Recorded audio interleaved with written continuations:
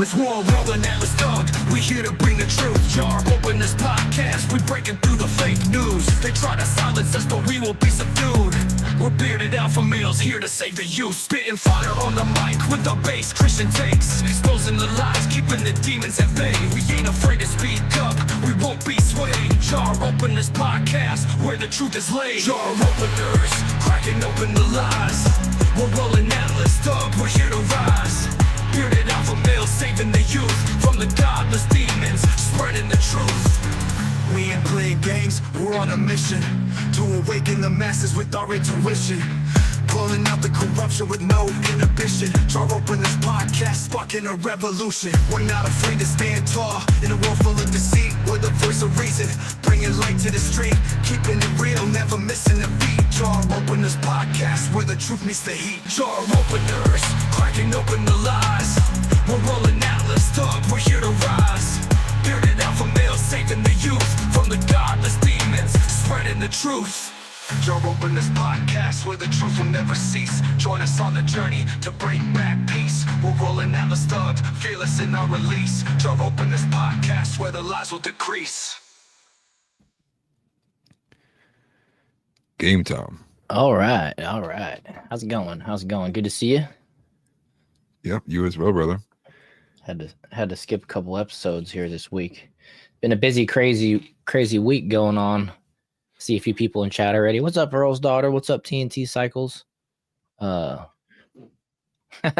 guys remind me of another pair of streamers I watched way back in February. I know. Had some stuff funny. going on, and I've been trying to enjoy the last of the year before the temperatures just go off the charts, right? Down here in Florida in the middle of summer, you don't want to do anything. And I'm looking at all these things in the yard that are must get dones, and I'm running out of time. So I've been focused heavily on the maintenance of the house and upgrading, maintenance of the chicken coop, and even had to wash some cars. This time of year, it is super pollen-y. Is that a word?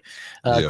Tons of pollen in the air, to the point where just in a day's time, your car will get coated and have this like green haze across it. And so with 3 cars in the driveway, one being brand new, I had to get the 2 older ones, which they're still nice, but I had to make sure that all that pollen was off there, because it'll actually like almost like crystallize. It loses its dust form and becomes this, like, I don't know, this material that you got to basically scrub off with a brush. So Interesting. that was my afternoon, getting all that crap off there and trying to preserve the paint in the cars for as long as possible. The car and the truck. Right. Sorry, still got that injured chicken inside here, and she's trying to move around. She hobbles. That's funny. Can't put any weight on one of her legs, so I feel bad for her, but hopefully she starts healing up soon. Yeah, hopefully. From my side of things, freeing myself up a bit. Apologize for missing earlier in the week as well. But now with recent stuff taking off, I should have more time to be able to put out more quality stuff for the channels. For anybody who didn't know, we actually are moving over, porting this entire show off of World's main channel. We're going to start putting that on its own channel, which will be the Jar Openers podcast. They've been doing some back end work to get some clips on that as well. So a couple points of order with that. One thing before we got too far, which is an entirely separate note, I wanted to issue a correction. Last episode, I believe it was last episode, when we covered the very end story of the firefighter lady, we reported it as if she was the one who was involved in that viral moment from video. Turns out it's actually an entirely different lady. It's not the same lady who was involved on that video talking about her husband, being in the wrong place at the wrong time. Turns out there's just another dyke lesbian who's a fire captain who had an unfortunate story happen to them. So just a point of order with that. Just wanted to make sure, we corrected ourselves on something that I knew was wrong. And I found that out cutting up new clips for the new channel. Yeah, it's awesome. So yeah, make sure with that, I did add the link into the description to the new Jar Openers channel. So make sure you guys are subscribed over there as we start to merge the shows off of our individual channels onto the main channel for the show. That'll be just focused on jar openers, content, clips, shorts, and then of course the lives. But for now, we're gonna keep it kind of spread out just so we can make sure everybody knows where to go and where they can find us. So it'll probably be, I don't know, indeterminate amount of time, maybe a month, maybe longer, maybe shorter. We'll just have to play it by ear, and we'll probably gauge that off of what people say in the Discord. So make sure you guys are in the Discord as well. That link's down in the description. Once most of the people that are in the Discord are over to the new channel, we'll probably just go ahead and do that. That way we can separate the live from the clips and my daily videos and everything like that, which I haven't been making. But like I said, it's that time of year where outside is calling to me, and I must beckon the call and be out there. I actually got sunburned the other day, so it feels good. I probably got sunburned right now, to be honest with you. Yeah, not me though. I'm getting wider by the day. The longer I have a day job that stays inside all the time. Oh yeah. Well, that's what happens to me. I won't even leave the house for weeks at a time, and then it's like, well, I better get outside and do stuff, and then right. The most light that's been on my face has been this white screen I have here. It feels like the sun is staring into my eyeballs. Oh, you gotta love that. Right, but I have gotten a bit more light situation set up here, so it doesn't look like a jet black background. Hopefully, I can get some panels up here soon and have it look very modern streamer. Maybe get kind of like a neon light back there. We'll see though. I'm trying to get something too expensive. Right. Yeah, for sure. See what's going on in chat. I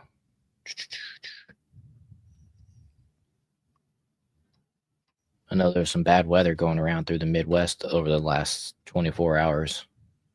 I think Jamie was actually kind of right in the mix. I don't see her in chat. You guys have been posting all over Discord about it with like the storms and such. Winds were insanely bad here. Just driving down the highway, no rain whatsoever at all. I went actually out to my old car because I'm sure getting ready to sell that over. Thought I was going to be able to sell it today, but nobody ever actually responded to me or followed up with what they were supposed to do. But just driving down the highway, I mean, I was getting whipped in the vehicle. I mean, I was like getting like shaken across the road just from like random wind gusts. Yeah, that's wild. JB mentioned that he's got where'd it go? Ash in the air, smoke and ash in the air. I know my buddies back in the Kansas City area were talking about smells like a campfire outside, and they're just in their neighborhoods. That was last night. And then ironically, I went outside last night and it smelled like a campfire here too in Florida. So I don't know what was burning, but there was a lot of super high winds. And when you combine that with fires, it's kind of what we saw and experienced in Lahaina, the little town in Hawaii there a couple years back. Right. And or at least that's the story. Right. But the fires can spread so fast. And one of my buddies said that there was fires on both sides of the highway when he drove home the other night or last night. And I always blame the cigarette smokers for flicking their cigarette butts out the window. They end up setting some farmer's hayfield on fire, and nobody ever pays for it. So if you're a smoker, don't flick your cigarette butts out the window. Come on. Yeah. One thing I wanted to say too, I posted a long message in the Discord about some of the changes that are going to be coming. So anyone who wants a refresher on like what we're going to be trying to do moving forward, it's there as well. Two things really. The first one being obviously getting a more consistent guest rotation. We talked about it a little bit, and kind of like our idea moving forward is to be a lot more involved with the creators, like at our level, if not bigger or smaller than us, but around where we're at, trying to get them involved, get some kind of cross-pollination from audiences as well. Hopefully with that, we'll get a good bit more of like debate too, seeing probably we'll get some people who probably have disagreements with us, maybe further to the left than where we're at. I mean, hard to probably get to the right of me, but if we can find people of that nature too, discuss on those ends. But secondly, and obviously I find this out when I'm doing cut-ups for the Jar Openers podcast to make the different video edits, kind of just like cleaner topics. And what I mean by that is getting longer and more consistent kind of bunches of discussion over a topic before we kind of break away to look at like super chats or chats and such. That way we have a cleaner kind of break that we can kind of put a 12-minute segment up for a clip. So don't think of it as us like ignoring the chat, but more so of like a more a cleaner style that's like more befitting of like a business. And we'll try to do like more intermittent periods of like going to the chat and then catching up with where you guys are at. Yeah, exactly. 100%. Just all a part of growing the show and, doing what we need to do.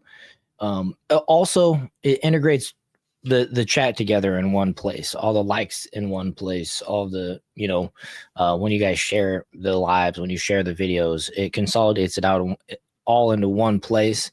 And currently the way that we're doing it, it's confusing the YouTube algorithm. And so if, say I get 10 likes on my video and Atlas gets 10 likes on his video, or stream, I should say, it's better for there to be 20 likes on the one mainstream. So then the algorithm actually knows, hey, this is something that people want to watch, and hopefully we'll grow it in the right place at a faster rate and everything like that, with all those things in mind. Right. And then of course, like I mentioned, some of you guys are chatting in one chat. Some of you guys are in the other chat. I know a lot of folks actually will use two devices and be in both, which I certainly appreciate. But this process will eventually make it to where you guys don't have to do that for us. So, right. We'll take the kids' table and the adults' table, we'll put them all together. Yeah, for sure. Family reunion. But it's great to see everybody. What's up, Mad News? What's up, Just Me? I see Evil Elmo, TNT, Earl's Daughter, JB, all of you guys. Appreciate you guys for being here and everything like that. TNT says world's huffing the chemtrails. Yeah, man, it's been rather striped in the skies lately. I will say that the skies have been rather stripy. I think that's the proper way to say it. Yeah. Well, made me realize too. Mad News. I don't think I have a way of contacting you. You are on the list for us to invite on the show. So just get in touch with World would be a good day for you, whether it be Monday, Wednesday, or Saturday. Yeah, and he's doing his shows. He's been messaging me on X, and he did come help fill in the other day. Did a great job. Super appreciate. And I saw earlier that he's at the poker tables tonight. So appreciate you for tuning in while out there doing your thing. Hopefully we'll be a good luck charm. Right. He said that he's doing lives every Tuesday and Thursday starting next week. So I'm looking around my camera here. I was curious what you were doing. Yeah, my bad. The writing is directly behind my camera on my screen. So that's fine. So yeah, guys, make sure you're checking out Mad News now. His channel as well. And we'll have a lot of crossover and stuff going on in the future. We'll be over there. He'll be over here. It's just part of growing the Jar Openers network, right? Right. Which each and every one of you are also a jar opener, right? Right. And I'd said this on my stream. I did a solo stream yesterday.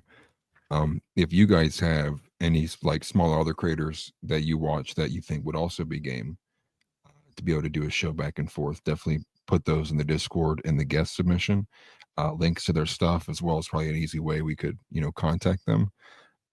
More than likely X is probably the main way for most people, since YouTube doesn't have like a messaging system outside of leaving a comment, but that would be greatly appreciated. Yeah, definitely. PNT says, I got to know what's in the jar. Man, it's truth pills. It's truth pills. Red ones. Yeah. Red pills. Yeah. You can see it if you zoom in on the logo, if you're able to do that. Yeah, it actually says truth on the little pills in there. What's up, Marcus? Good to see you. Let's see. So tonight we got there's been the swatting surge happening to conservatives across the board. A lot of prominent people on X seem to be being affected by this wave of swattings, essentially, Yeah. which is unfortunate. And we'll talk about some of that stuff. I mean, I think they're still even happening like up to yesterday. I don't know if anything happened last night, but apparently Kash Patel is on it, so we'll dig into that a little bit. We have ICE arrests the Palestinian activist. What was his name? It's like Mahmoud and Galazar or something like that. Yeah, I can't remember it off the top of my head. We'll share our thoughts on that. It's been kind of the main story for the last couple days. What's up, LOL Marble? And then let's see here. Federal judge orders reinstatement of fired federal employees, basically going against Trump kind of waging war between the judicial and executive branches of our government. Who really has the authority? You know, who's the top authority in that? And we'll get into that a little bit. Trump exposes tax exemption. No, exposes. Trump has proposed tax exemption for incomes under 150K. Christ is King has become, saying Christ is King, I should say, has become a debate again. These things are circular, so it's coming back around. Minnesota bill proposes TDS as a mental illness. So it's diagnosable now, apparently, in Minnesota. Canada's nuclear option, nuclear is in quotes, regarding Pornhub. And apparently it's a Canadian company, and there's some threats going on. And I don't think the Canadians realize that their threats have the weight that they think it does. Or they think it has weight that it doesn't have, or whatever. Maybe I said that completely backwards, but makes sense to me. They're up there so far north, you know. I mean, their brains are frozen probably. Let's see here. Michael. I haven't seen you for a while. Good to see you. Yeah, we got a full house in here today. Mentioned it would be better to say Jesus Christ is King, to be a little more specific. I mean, yeah, I'd be all right with that. But I think everybody knows. I don't know anybody else that's gone by Christ in history, now that I think about it. Well, yeah. I mean, and we'll get to that. We'll get to that, though, later on. Because I did a whole stream basically about that debate yesterday. Yeah, I watched part of that. Wasn't able to catch the whole thing, but I did catch part of it. And I saw more even came out today in the X stratosphere. Right. So we'll check out some of that stuff as well. Let's see here. So yeah, we'll start with the swattings, though. Yeah. So the FBI investigates swatting surge affecting public figures. Several high-profile individuals, including Gunther Eagleman, Sean Farish, and Nick Sorter, have recently been victims of swatting incidents where their homes were targeted by false emergency calls. The FBI, under Director Kash Patel, has acknowledged the increasing trend and is actively investigating these events. He's actively investigating these events to address the issue of swatting, emphasizing that it isn't a political matter, but one of safety. Okay, so he's saying that he's not doing it for like political motivation from his aspect. It's one of public safety. And I did see that he added the caveat that not only does it put the victims' lives, their families' lives in danger, it also endangers the lives of the FBI agents or the whoever it is that's conducting these swattings, the local law enforcement and stuff like that are going. And so it's right. It's obviously reprehensible, I think is probably the best word to describe it. It's essentially trying to get somebody killed by the police, and it happens. I believe it happened just last year. The police called an individual to come out of his house. I don't know what the circumstances were, but the individual didn't make it out alive. So whether he walked through a shadow or his arm moved weird or whatever, it takes one DEI hire to pull the trigger. So, right. Pretty crazy scenario. Well, we had the early story of when somebody had swatted, I believe it was Marjorie Taylor Greene, but it actually caused, by consequence, there was an accident with like one of the ambulances that was like on the way somewhere. Got into like a car accident, something like involved with that. But again, it's been happening, and now what we're seeing is obviously a coordinated effort to do so. The list is a bit longer than what even World listed off there. A lot of smaller influencers have been getting targeted. Yeah. Even had people like Juanita Broderick also got targeted, who Dang. she's recently become a conservative influencer since her involvement with some kind of high profile case where she was the victim of, and I'm forgetting, so Lord forgive me, but some kind of profile case that she was involved with where she was victim in it. But it started with the InfoWars journalist who got murdered. InfoWars journalist got murdered literally 24 hours before, even if less than that. Yeah. Chase Geiser being involved in this too, Nick Sortor, his parents. And they're all the same kind of MO too. His I read sister. into it a little bit. They're sending pizza to these people's houses. And they're doing that because they're using that as the proxy to determine if they're home or not. So Oh, wow. if the pizza delivery goes out and then it gets returned, well, they call the callback number, who's the swatter, and they say, hey, we weren't able to deliver the pizza. No one answered the door or something along those lines. We didn't get the money for it. And then that's how they know, okay, they're not home. And then if somebody does answer, they complain. Well, then they go back to the callback number, and then now they have an idea the person must have been home because they interacted there. And then they swat them thereafter. So if you're getting pizza sent to your house and you didn't order it, it's like a telltale sign like you're about to get swatted in like 20 minutes. Yeah, that's crazy. I didn't even know that pizza aspect was going on. But yeah, I mean, I think I listed 3 people, but Chase Geiser has been swatted twice. He's one of the InfoWars dudes. Nick Sorter's dad, his parents, and I believe his sister were also swatted. I mean, it's a lot of people. Even the special guest on Timcast last night, he was talking about it. He's a dude that started a podcast up from the Timcast Discord. So he's like a littler channel or whatever, similar like what we are. And he's like, I'm still even concerned about it for myself. And so, what people have been saying, like the quartering and Tim Pool, is that folks like us should actually be calling the local police department and telling them that, hey, look, we got a bit of a following, and these things have been going on around the country to people in the same space.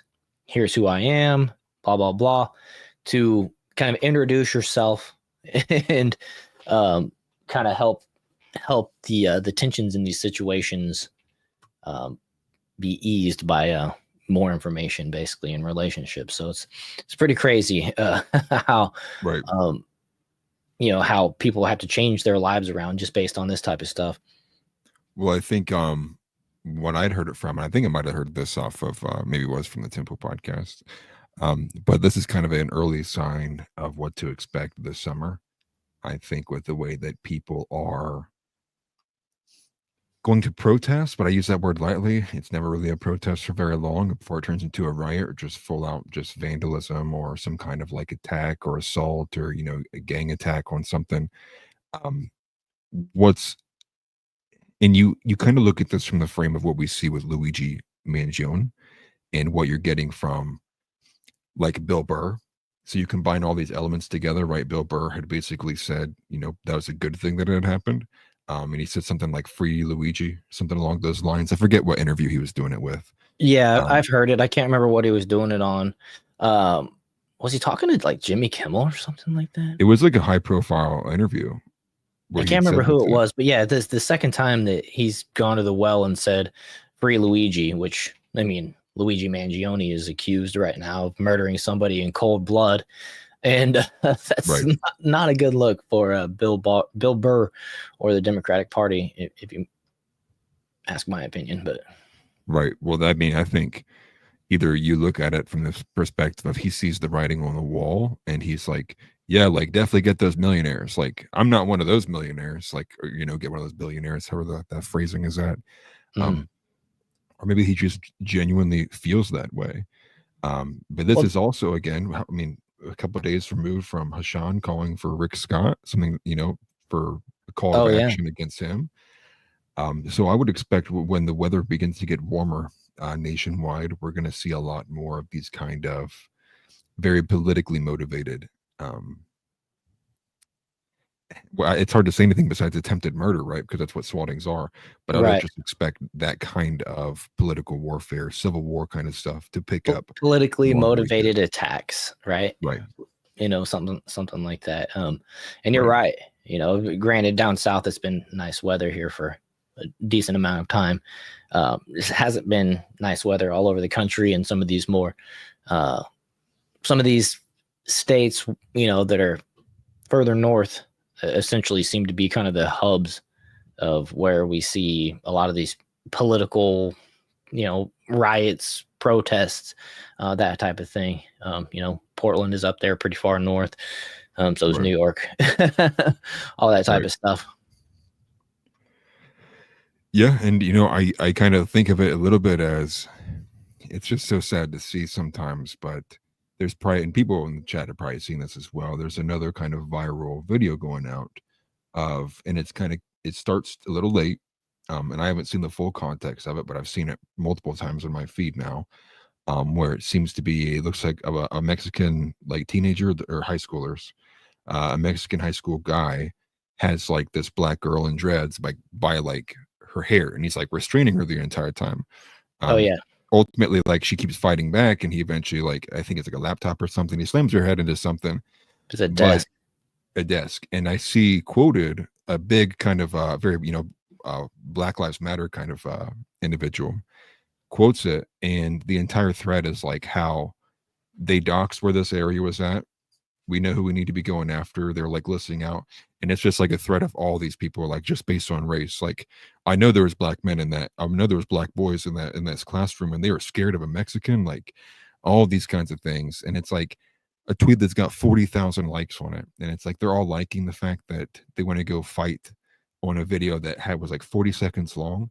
Like, Mhm. sure, yeah, no one, like, what the kid did probably wasn't the best thing, but you don't have the full context. And it's like, now what, a 17, 16-year-old Mexican kid's getting targeted by the entire adult black community. Well, It's that kind of stuff where people are like seemingly very willing to go do things right. that are illegal. Well, from And we're what I kind of on understand that. from that situation is the girl is a school bully, and I didn't deep dive into it, but from what I understand, she was the antagonist, and she was, if you watch it closely, it looks like she punches him or slaps him, knocks his glasses off, and then she's scratching his face, scratching like near his eyes and stuff. And I think that's whenever he finally slammed her. And not saying that he should have, but he was definitely twice her size. Right. And I don't understand why a person would be going at somebody in that manner unless they felt protected, right? Why would somebody so small attack so viciously and not just back away? Because she had, in my opinion, she had plenty of opportunity to just back away. And that was obviously Right. not handled very well by the peers and the teacher and whoever else was around, additionally on top of that, because it went on way too long, and it ended up with her unconscious on the floor. And that's when brain damage can happen and stuff like that, when people are around that don't know how to essentially wake a person up that has been knocked out, and all that type of stuff. So Right. crazy scenario. I see Jamie actually is a new member. Thank you, Jamie. I appreciate you for doing that. That is cool. Hope everything's going well with you. I know that you were right there in the middle of all the windy stuff yesterday. So, Oh yeah. but yeah, I want to get back to the swatting thing real fast. FBI Director Kash Patel has responded. He put out a post on X from his FBI Director Kash Patel account. I want to address the alarming rise in swatting incidents targeting media figures.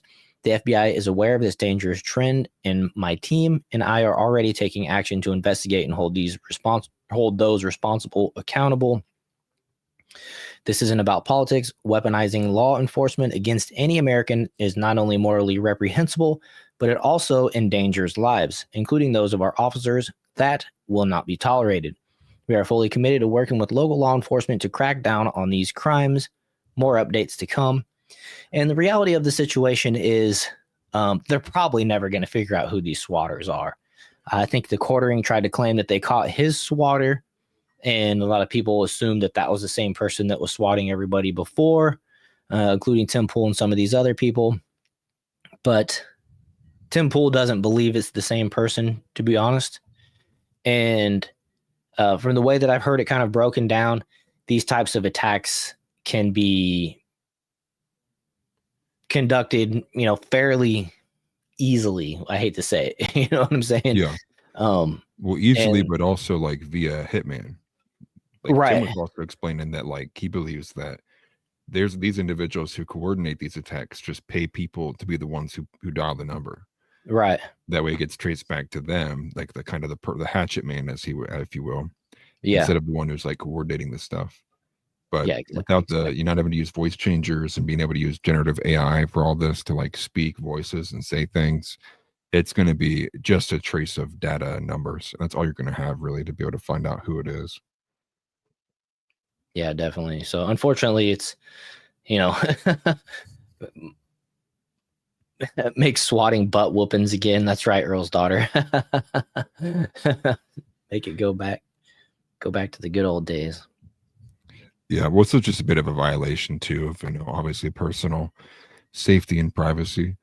Right. Maybe a little bit different compared to say someone breaks into your home. I know a lot of people have issues even staying in the home after the fact, or kind of have some really bad trauma with that. It can't never feel secure. Yeah. Especially if like they were home when it had happened. But swatting is kind of on that same level as well. And the reality is though too, like a lot of these conservative influencers do have the means in place where they have connections with like law enforcement, or it's happened multiple times. So they kind of have like an order of operations now to take care of them. So it doesn't mean there's like a slight chance of like an accident or something happening. But seeing it happen to a lot of these small timer guys as well now is what's a bit more concerning. Like with Chase Geyser, for example, his video was released a bit earlier because obviously he just lives in a regular area, doesn't live in like a compound or like is getting swatted at like his studio by any means. He's getting swatting at where he lives at. So that's a bit more scary because family's involved. But Nick Sortor's parents were targeted. And that's going to be people who are going to be like, have no idea what a swatting even is. They're going to be just as concerned as the officer. And a lot of the times it's the swatting comes across just like, oh, they just did something to my daughter, or they have this person held hostage. And so like they're responding as fast as humanly possible. Right.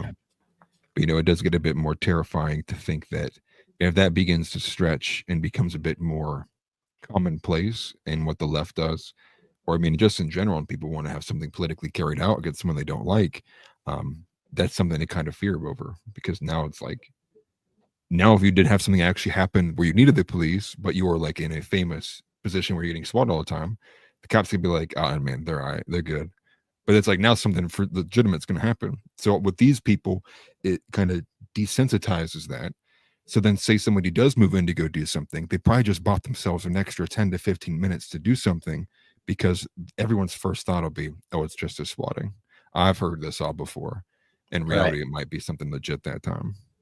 Yeah, true. And it's one of those things where you can't like boy that cried wolf, that story. They got to take it seriously every time. And it's just a crazy, reprehensible action that people would, weaponize the local police departments and stuff against people because of what they said on the internet. Right. Well, I'm going to take a second, see some of the chats here. We'll catch up before we move on to the next topic. Yeah. I saw a comment earlier from House I forgot to respond to, but he said, are you sure we want us all in the same chat together? I saw that. Yes, we would prefer it. And so even if you guys argue with each other, which is a good thing, definitely argue, right? Have a little bit of difference in opinion. Don't be robots. It's good for the chat rate. If our chat's going off because you guys are going back and forth over content that's being discussed here, I mean, it's good for us. It's the same kind of metric of like engagement is just engagement. Even if everyone's attacking us or responding or leaving comments, it's going to keep pushing that out because it's going to be like, well, people are engaging with this piece of content here. So it works the same way there. Oh, I see TNT mentioned. Yeah, true. That's totally true. It does. And that's why we got to get it all in one place. So the algorithm knows which one to suggest to people. But TNT mentioned that the black girl got arrested for assault with a deadly weapon, he believes. And then Tix Bomber followed up and said she hit him with the Stanley Cup multiple times in the head before the video started, then tried hitting him with the laptop in the video. And at that point, what happened, right? Right. And that was, and what you saw in the video, she ripped the guy's glasses off. I mean, I can tell you, as somebody that has bought a few pairs of glasses, seeing eyeglasses are expensive for the most part, and a lot of times it's the only pair that you have. So if somebody breaks them, then you can't see. You know, that's that's a messed up thing to do, and endangers that person if you're in a fight. You know, it's pretty crazy. But then I saw here Earl's daughter said her husband's been sober for 30 plus years. That's awesome. Quit smoking about the same time. I thought we weren't going to make it, but we did. God is so good. Yeah, 100%. That's good to hear. Like when people were able to give up the vices that hold us down, right? I think I saw maybe before that, I can't remember who it was. Was it Tix Bomber? I think Tix said that he hasn't had a drink for 6 years. That's awesome.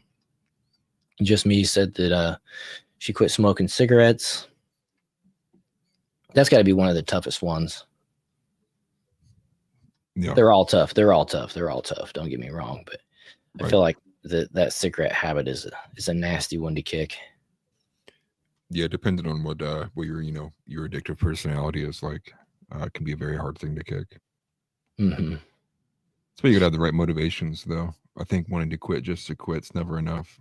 You gotta always have like the reason why you're quitting. Yeah, and actually like believe in it.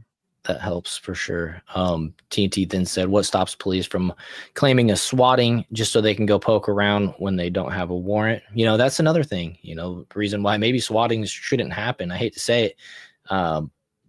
There has to be some type of rush to rescue in a hostage case or domestic case or whatever. But maybe the line stops at the front door. You know what I mean? You can't breach the front door, or I don't know. That's something for law enforcement to have to work out, because it's not something that I've ever been a part of, and hopefully never are a part of. But yeah, well, my most like left-wing positions do come from being very anti-current cop establishment. Like I'm very, very like anti-policing, especially in a lot of the same frames we have now, in terms of like the identification and like the way that they carry things out, the abuse of law, just the interaction level. I mean, even on like a general level, you're just kind of, it defeats the purpose of people working for you. You know, it's as if like, if you didn't have a mastery of like what your rights are in specific situations, they're going to get you on something, unless like you have this like elite understanding of like what a cop can and can't do at any given point throughout things, and like knowing the right things to say. And so like just from that aspect too, it's a very slimy thing, right? Cops should be doing everything in their power to make it so that you don't get charged with something. Now, obviously, if you do something in front of somebody or you harm somebody blatantly, that's one entirely different scenario. But when you see half of these traffic stops where a guy should have never been pulled over in the first place, like there wasn't enough probable cause, like all these things lead up to like situations getting out of hand and escalation. And then the same cops complain about why they're not respected enough, when not enough of them are holding each other accountable. Need to see more videos of cops screaming at other cops and being like, that's the most disgusting thing I've ever seen a cop do. Like things of that nature that we just generally don't get. So that's kind of my left-wing position on that. Right. The cops, they have this like brotherhood, when really their brotherhood should be with the public. You know what I mean? Right. Essentially, not with each other. I get it, they're peers, but there needs to be some accountability between each other for sure, and stop looking the other way. Like and, Luke Rudkowski. Sometimes you get the cop that pulls over the other cop for DUI and still slaps the DUI on him. I mean, that still happens, from time to time. But what happened with Luke? Well, he says the NYPD is the biggest gang in New York. Oh, I know the people. I know the meter maids are. They're they're a gang within a gang. Right. They're meter maids they're annoying, but I think it's ultimately when you see, if people didn't have dash cams, man, or like they didn't have like their iPhone recording, I mean, some of these situations, they'd be looking at like portions of their life just taken from them because a guy with the badge chose to do something. And there's just like, there's seemingly such a hard line of like getting a cop to be accountable, when in fact I think it's the opposite. Like, my big thing with policing is I think cops should be held more accountable than a regular citizen. That's why I think when a cop does have like a false charge, or like a false like a bad discharge, right? And he ends up harming somebody that he shouldn't have. Like, that's when it's like you don't just like have to go to a different department. That's when you have like a hard line of like, okay, you can't be a cop anymore. It's Right. actually, you lost your ability to do this. Well, like as an insurance salesman, you would know if you break some certain laws, you lose your license, and you just can't simply practice insurance anymore. Same with realtors, same with all kinds of professions. Like if you do some messed up junk, you lose your license and you can no longer do that profession anymore. It's just as plain and simple. So it's kind of weird that some other things in the world just, you know, take a new job at a new station or a new, priesthood at a new church, and what you did in the past is it just kind of goes away, right? But I like this point that Evil Elmo made: start throwing 20 years on people that are doing the swattings, guarantee it would stop quickly. Well, I would say take that actually a step further and put a 20-year mandatory minimum on them with attempted murder charges that will be determined in a court process, right? So they're facing attempted murder, which could be up to 35 to life or whatever. I mean, looking at what happened in like the Ahmaud Arbery case, the guy that was just filming, I think he got 35 years. So, I mean, 34, 35 years. And so, I mean, if somebody's looking at 20 years mandatory for that, and then possibly longer, depending on the court, I think people would stop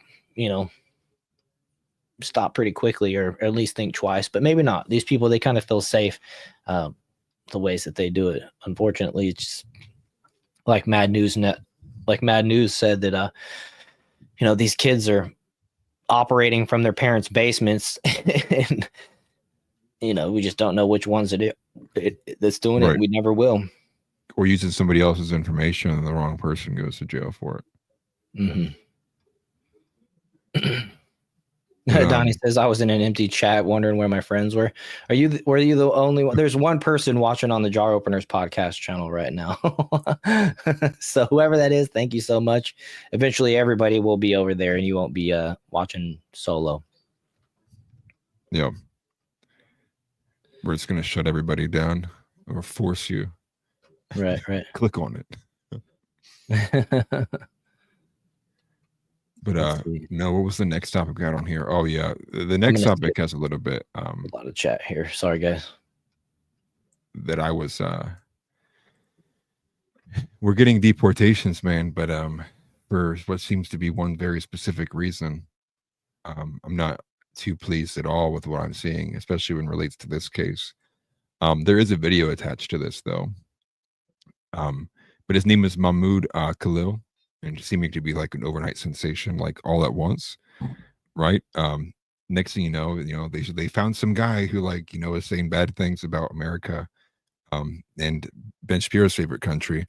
And next thing you know, it's like overnight sensation. Every influencer is talking about him. It's like the most patriotic thing anyone could do right now is it's like, let's go arrest this Mahmoud Khalil guy who I've never heard of before. Apparently like a Columbia graduate as well.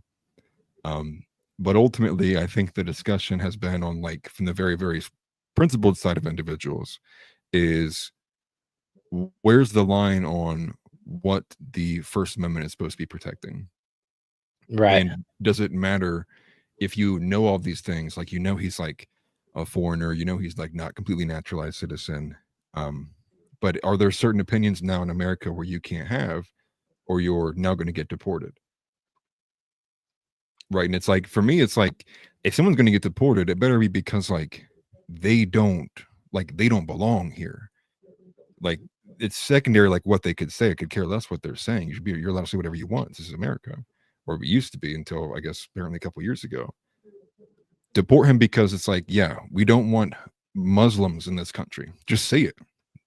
But the fact that they're going, and I think for other reasons, but the fact that they're going around and saying it's because he hates America, now we're going to expedite this case and deport him as soon as we possibly can. It's just like, really? For he said stuff? It's not because of any technical grounds of he like did something wrong with his paperwork, or like he led a protest. Now, if he broke the law, right, and he like started doing a riot and such, and I haven't looked at the full context of things, yeah, go ahead. I mean, that's fine. He broke a law, deport him.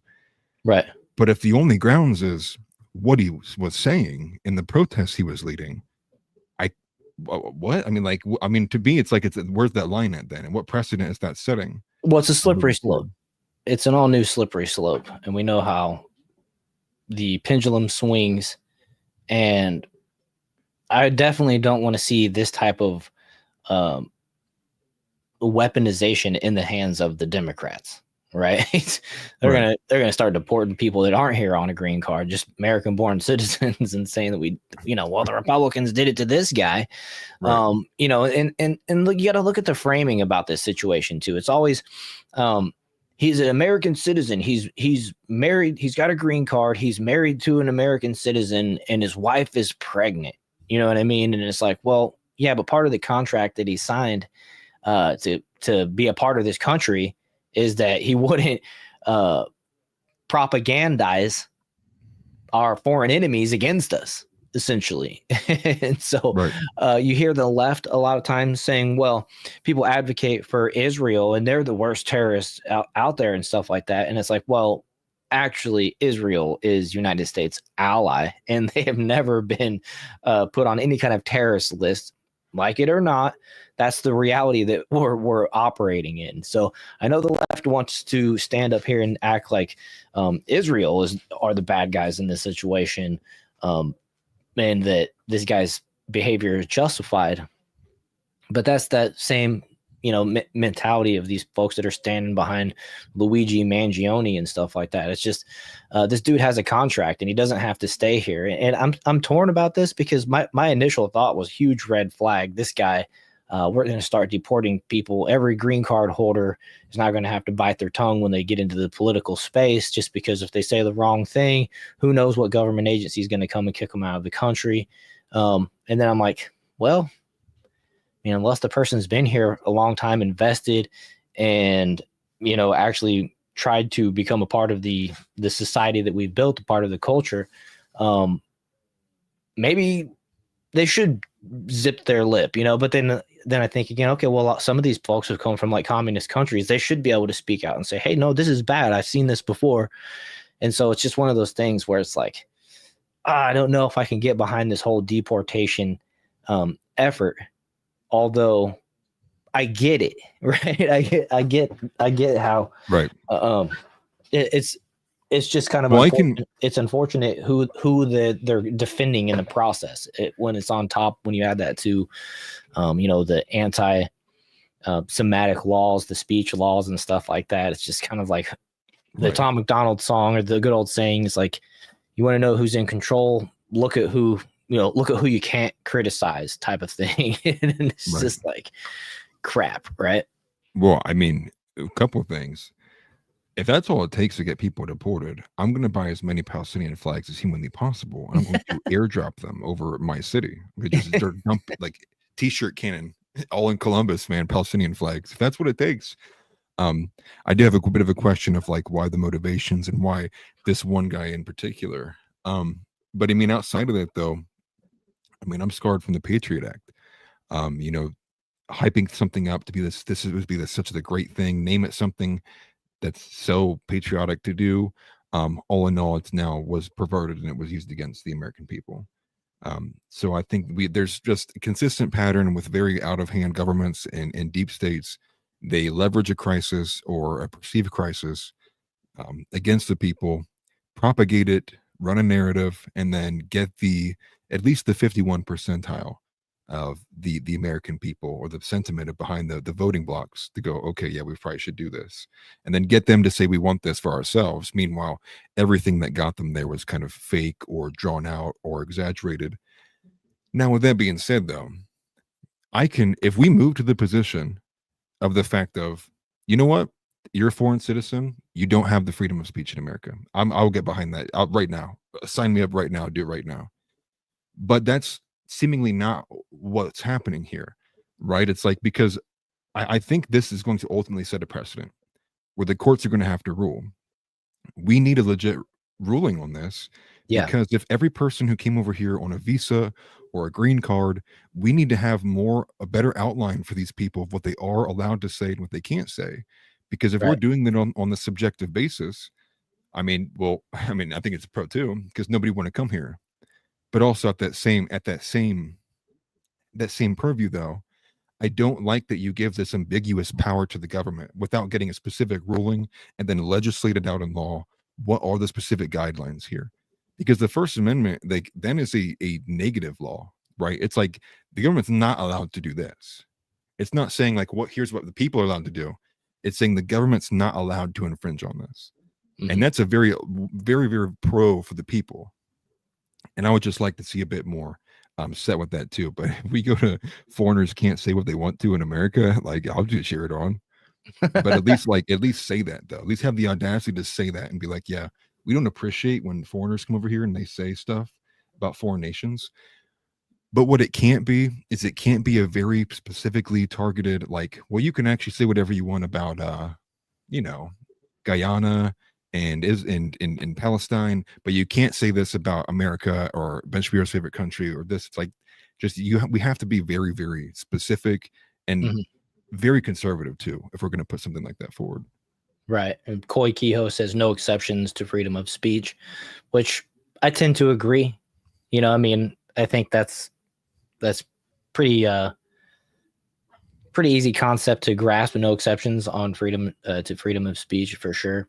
I just I see. I'm trying to look forward to this whole slippery slope. What this leads to, and think about how Elon Musk, for example, he's been under attack. With all the shorting of the Tesla stocks, the fires that we've seen set to the cyber trucks, people threw a Molotov cocktail through the Tesla dealership. Who that person was actually caught and arrested and facing some pretty serious charges. But what would happen? I mean, I feel like Elon Musk is going to be the first one deported for everything that he's said in the last 6 months. You know what I mean? The first second that Democrats get any kind of power in the House or the Senate or anything like that, I feel like that's they waste no time when it comes to acting in that type of manner. I mean, both times they impeached Trump. They did the articles of impeachment, like their little hearing or whatever. And of course, I mean, it took them 5 seconds to approve. Yeah, we're going to move forward to impeach. There was no like real true discernment being applied. It was just get Donald Trump bad. And that's exactly what will happen to Elon. We'll see a lot of these folks that have come to our country and have been good for this side of culture, good for the country in itself, that will be targeted just due to the pendulum swinging. So we got to be super, super careful about this type of thing and just hold him accountable for what laws that he broke. And, deporting him or putting him in jail, I mean, some type of consequences for the actions, I agree with, but I think it would just be easier to maybe throw him in jail and not have to worry about the whole deportation thing and just focus on deporting the people that need to be deported. There's like 40 million of them over the last few years that are start printing Palestinian flags. Easy calls. Yeah, exactly. They're easy calls. That's what the American government will target, man. Not I guess the ends justify the means for that. Yeah, exactly. But understand, like, I'm a free speech absolutist, but on the same hand, I'm also a nationalist. So as long as the free speech is absolute for the people of the nation, that's fine by me. That kind of like fits inside my moral framework there. However, it's more of a matter of what you're allowing the government to do and what kind of power you're allowing the government to have. And this is a fear because, again, like our outline, I think that we have the momentum now, but we don't have the occulted personality of Trump moving into like the next election. And there's always a chance, like what you had just said, Democrats get into power. Dude, they don't play by the black and white rules. They'll get some ridiculous, retarded judge in there who will say, well, actually, here's how we can actually apply this law to American citizens. And next thing you know, your job might be able to get protected from firing you based on something that you said they didn't like. And now you're getting that being used against you. So that's just kind of like the general kind of pushback I have. You're never going to see me defend a foreigner over anything. I don't think they should be here at all. I mean, I already think there's a big issue with white replacement anyways. But I wanted to watch the video in particular because the video of his detainment also had a few other issues, and it's kind of what was in that anti-police kind of mindset, because they arrested him in plain clothes as well. Like none of these guys look like cops, and so Yeah. you got to think of it too. In the period of we're having the swattings going on, all this AI What? stuff. I have Think that about video. it. Do you have the video? So I Yeah. was going to say, what if that happened to you? Some random guy in a Marvel T-shirt comes up to you and says, "Hey, you're under arrest." You know, me as like a citizen, like how am I supposed to like trust that guy? Because he's got like a deep voice or something. You want to tussle, and the next thing you know, you got to get a gun pulled on me. I mean, like that's the kind of stuff with policing that we do currently that I just like I cannot get behind for the life of me, Right. especially for a public arrest like this. Yeah, exactly. And I was just following orders is never cutting it. It's never cuts it in my mind, right? It's not good enough. Fix Bomber does mention that constitutional rights should not be gifted to guests, period. And if they committed a crime, they are still entitled to a fair trial, which I agree with. Here, let's check out this video real quick. One of the main comments was this dude's wearing an Avengers shirt. Pretty wild scenario, but here we'll just watch it. But you're going to be under arrest. So turn around. Okay, Stop let's resisting. not. Stop resisting. Okay, he's not resisting. He's giving me his phone. Okay, he's not. I understand. He's not resisting. Put your arm down. Like, Don't worry about it. You're going to have to come with us. Don't worry about it. you guys really don't need to be doing all of that. حبيبي كيف بدي اتصل فيك؟ Okay. Hi, Amy. Yeah, they just like handcuffed him and took him. I don't know what to do. I will say they love playing the victim, and you know, it's one thing when they're out there yelling and wearing black bloc. It's another thing when they're actually getting the handcuffs slipped on them. Everybody's ooh. Right. Okay.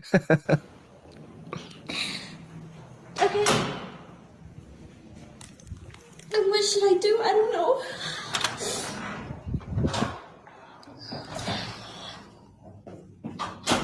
Nor.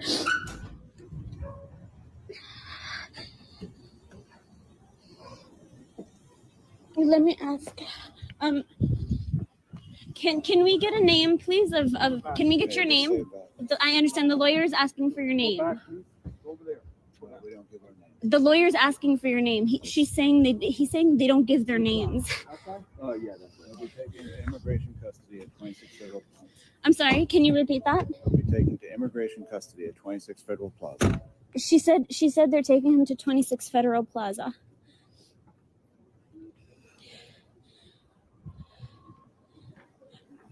Can you please specify what agency is taking him, please? Excuse me. They're not talking to me. I don't know. I don't know. Excuse me. The lawyer would like to speak to somebody. Oh my God, they're literally like running away from me. Couple things. First off, that's pretty crazy. Like plain clothes cops should not be arresting people. I think that's pretty simple. You know what I mean? And I get it. This is where the Democrats have been saying that they disappeared him. This guy disappeared. He was disappeared by the federal government. Well, okay. We know where he went. They said where they were taking him. And the only thing that I disagree with is these dudes should not be wearing plain clothes. They need to be in uniform with a badge, an officer number, a body cam, all these things that protect them and protect the person that they are arresting, because obviously they knew they were moving in to arrest this dude. This guy maybe should have expected it. And I'm not trying to defend this guy, by the way, but this is just one person, it's a procedural critique, right? This dude didn't know they were coming. And so when people show up in regular clothes in a country where you're legally allowed to bear arms, constitutionally allowed, things could escalate quickly. Going into a person's home, plain clothes, trying to lock them up, taking them somewhere, saying, I don't need to tell you who my name is. A whole new wave of concern comes across if that's your loved one they're taking away. Because it's like, do I stop this? You know what I'm saying? This doesn't seem on the up and up, and there should be some type of what's the word I'm trying to say? Decorum. Right. And there is none right here. These guys are moving in. They're taking this dude out of his home, and this woman is basically left wondering what the heck's going on. Apparently, she's pregnant. And, it's all just grains of sand in the heap that, I'm not for the no-knock warrants. Not for this whole way of they do things, coming off the swatting talk and everything. It's just, I don't know. There needs to be a procedure that the American public are aware of so that they know what to expect whenever they go into these type of situations. Right. Well, also imagine like you got swatted and then the people who show up to your door are all in plain clothes. And imagine you're getting treated halfway or such as that, right? The one thing that I wanted to notice was I didn't hear a charge. Like, this is you're being arrested for this. Like, what's the reason then? That's kind of like where I think most people are struggling with this, is where it seems, although like blocking things, it's like not protected, right? Not protected legal speech, right? If you're like holding a rally or you're doing something outside where it's blocking traffic, or you're taking up spots you're not supposed to be in, or you've been asked to leave and it's a trespass, that's all like not protected speech. Mm-hmm. So I'm like struggling to understand then like why his charges like aren't explicitly listed alongside where all these videos are. Like, he's being arrested for this. It's not. It's just like, here's the video of him being arrested, and all I know that he's being arrested for was because he was leading pro-Hamas rallies at universities. Right. And again, like, this goes back to the same principle of like, if you believe in free speech absolutism, you go, that's part of free speech. Like, I don't like what you're saying. I think what you're saying is evil, but you're allowed to say it. You should be allowed to say it, because if all that's going to determine what is the subjective point of what's evil and what's not is who's leading the charge, or who's at the top of the top, like, who's the president in chief, their commander in chief, then that's a really awful precedent to like be setting. Mm-hmm. But again, the whole thing is like, it goes down to with like non-citizens, right? Or should we enshrine in law that all immigrants, no matter whether they're green card holders, their visas, work visas, student visas, they're second-class citizens, which means not a single one of the amendments applies to them. But I can't help but at least acknowledge the fact that it seems that we are getting more conviction and commitment to doing something with this one specific guy instead of literally any of the other millions of immigrants that are out there. Like, I could care less about this guy who was like leading the charge here. What about like the cartels who have been just dumping fentanyl into areas, killing like little girls or people who are like have gotten involved with it, college age people who are doing cocaine, not testing drugs, all that kind of stuff. Like, that's what I care more about, like that. Not like this one guy who's in public purview, not really seemingly hiding from anybody at all either, just doing things at a public level. Like, I find that the charges he's probably done are pretty minor compared to what I would imagine many other immigrants who have came to this country have been doing, whether it comes to like social security fraud, or it comes to the, just straight up gang activity or cartel activity. I can't help but question, like, what are the motivations then here, right? If the deportations are already super low and we're putting all these resources at this one guy at this one university, to me, it's like, okay, it begins to be a bit questionable. And I do kind of agree with, I think, where most people's idea is, it's like, it's really this one topic they're no longer going to tolerate being discussed about in a specific manner. And I think that's the kind of takeaway that I get from it. Yeah, totally. I see here, I see TNT, maybe Elmo. TNT asked, what are they supposed to wear? We don't have a federal uniform. Well, enlist your local police department to go and do this arrest. I mean, can they not work in tandem and send some street cops to go and do this arrest and bring them over there? I mean, there needs to be some type of, I mean, if they're going to go put people in handcuffs, essentially kidnap people they should be doing it from a uniform. They should be wearing a uniform that we can all recognize, see their badge, see their badge number, see their name, see their radio, their gun, everything that a cop wears, right? And I don't know. I mean, if it's about protecting these guys' identity, then maybe they shouldn't go, and if they're undercover, maybe they shouldn't go and do the face-to-face arrest. You know what I mean? Maybe they should allocate that to somebody else. And I'm not making the Democrat thing saying argument saying they need a socialist to do this instead. I'm just talking about some type of recognizable decorum,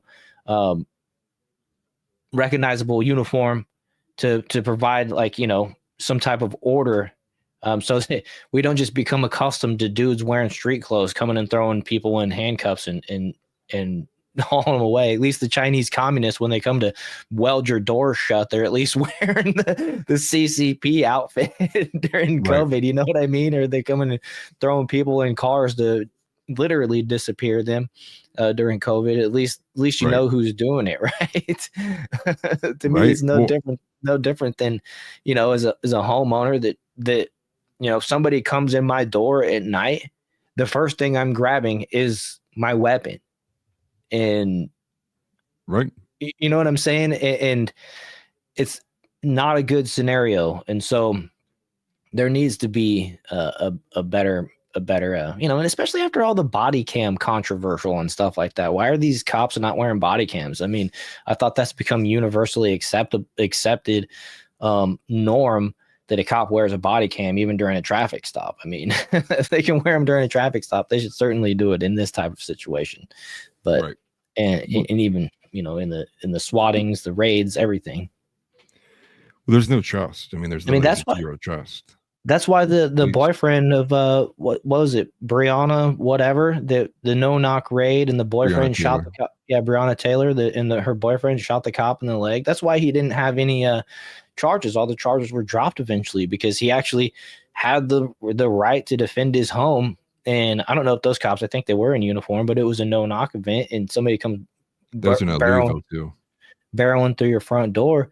You have the right, you know, it's depending on where you live, of course. I think in New Jersey, you're supposed to run out the back door if somebody invades your house, if you have one. But I mean, Well, I think, no knock raid should be banned, period. I mean, especially plainclothes no knock raids. I mean, like, that's one of the most dumb things. People are just expected to just like bend over. And like, I mean, what's to stop then? Like, if we started getting, you know, different kind of like, you get, you know, more intelligent gang activity over here, what's to stop them from all dressing up in jeans and t-shirts, banging on somebody's door that they want to kill? And what they do is they say, hey, it's police, open up.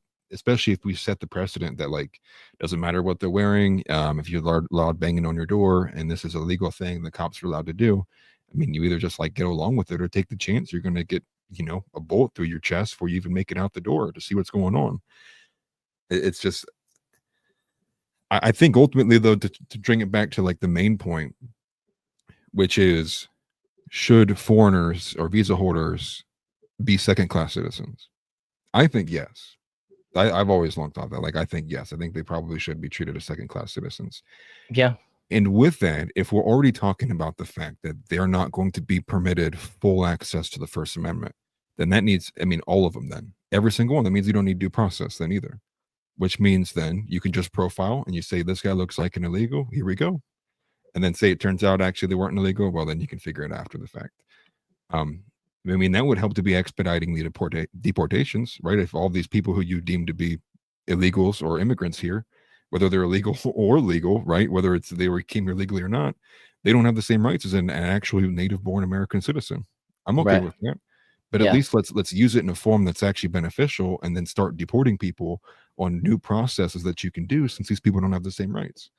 But I think that's an uncomfortable conversation to have, because now it's at a pinpoint where if they don't have anything on this guy outside of the fact that like he exercised his First Amendment right towards a way that they didn't like because he's like pro-terrorism or whatever, what's changing it now? What we went from the stochastic terrorism from all the Democrats claiming that all of these American patriots are doing. And now all of a sudden we're like, yeah, that guy who's doing stochastic terrorism. And it's like, we were just joking about that concept of when the left uses it against us. But now when it fits us to say it about this one guy, because we believe it to be so, not saying it is or it isn't, But now you're opening the door then again for, oh, it was because he was being pro-stochastic terrorism. I mean, like that's what the left was trying to do to us. For anybody who was saying like, well, January 6th was so and so, or when people say this, they mean this, and the left goes, nope. See, these are all calls for terrorism. Stochastic terrorism is what you're saying there. Mm-hmm. It's just such a blurred line to cross, and so like I think we either go full send, immigrants, legal or illegal, you're second class people here, You're open to stop and frisk, essentially, like they had in New York. Right. Or everybody has full extent of all of the freedoms and protections that the Constitution has. I think trying to find these little, like, maybe nuanced waypoints where you can stretch it and blur the lines here and there, that only opens up the government from having specific powers that they should have never had in the first place. And so I think it just got to be one or the other. It needs to be broad, objective, and just overtly easy to understand. None of this kind of like blur the lines and, well, maybe if he did it on a Sunday and it was about Egypt and not Saudi Arabia, and we did kind of like Qatar better, you know, like some of that stuff is like, okay, then we'll see it there. Right. Tix Bomber says, you just pulled onto my secluded property in a regular vehicle in regular clothes, shouting, "You're a cop," while banging on my door. Why should I believe you? It's like, yeah, I mean, you know, there's bad people out there that could do the very same thing. I mean, at least make them get a uniform, make them steal a uniform first, something.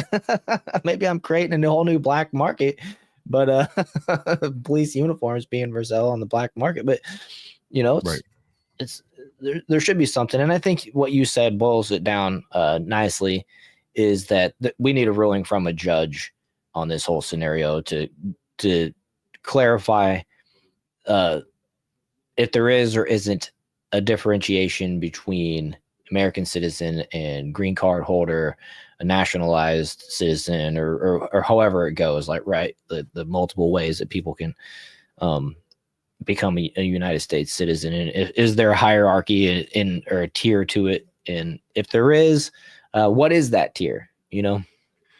Right. And then, you know, and I get what TNT keeps saying here too, but my point is, like, I would just like to at least see it, like, provide the evidence and convict him in the court of law. I mean, how it's supposed to be done. And then it's like, okay, yeah, that's fair. Yeah, should have been deported. Everybody who's involved with him, deport him too. But I'm just saying, I haven't seen anything to that level. I've not even seen a video of, you know, pointing him out and being like leading the charge and such as well. And so that's why I mean, where it's like, if we're going to blur the lines and just assume because it was reported by people we were used to trusting that this is what happened, I don't trust the government, nor a pundit, nor a reporter, nor a news organization as far as I can throw it, which isn't very far at all. Right. And so I need to every single case by case basis, the burden of evidence has to be overcome. And I don't agree with you, right? If it's like he's rallying this up, he's blocking all this stuff up, he was being a super huge pain. Yeah, you're out of here, dude. Like, you're already on thin ice when you're not even a citizen in the first place. The fact that you came here breaking laws, and on top of it, you're saying all this ridiculous stuff about terrorism. Yeah, not a good look, man. You're out of here. But if it's only just what he was saying, and they can't find the burden of proof to say he actually did a riot and he was the one that was involved in coordinating it specifically, then it's like, now it's a matter of like, when is it okay to blur the lines and just be like, that's enough evidence for me. And that's where we got to make sure we avoid, because I want things to be like very black and white, especially when it comes to law too, because you don't want this affecting one of your children 40 years down the road, and when a Democrat's in power and the power switches is flipped. Yeah. And DNT says, wait, he picked strawberries, and you're not in uniform. Let him go. Well, see, that's the thing. I'm just saying, wear a uniform. If you don't have a uniform, get a regular cop to do it. A cop that does wear a uniform every single day, they can throw cuffs on a dude and go arrest him. It's not that hard. And if they're all law enforcement, they should be able to work in tandem with each other. But, you know. Yeah, well, nobody said, I mean, this also goes to the idea of like, you know, being a cop's like supposed to be easy by any means. It's like, that's supposed to be hard, man. Like, you're trying to get people on what you have said. I mean, most of this is the accused, right? A lot of people, then cops are arresting them. They're going to be taking them to court, right? So in a court of law, they're still innocent because they've not been convicted of being guilty. So you're in a position of saying, like, hey, we're actually going to put your rights on pause, and we're going to decide if you broke your social contract or not. It's not supposed to be an easy job by any means. And so like there will never be a world in which I would be like, you know what, I would be okay with this one thing that actually kind of subverts the American people's rights, so cops have an easier time.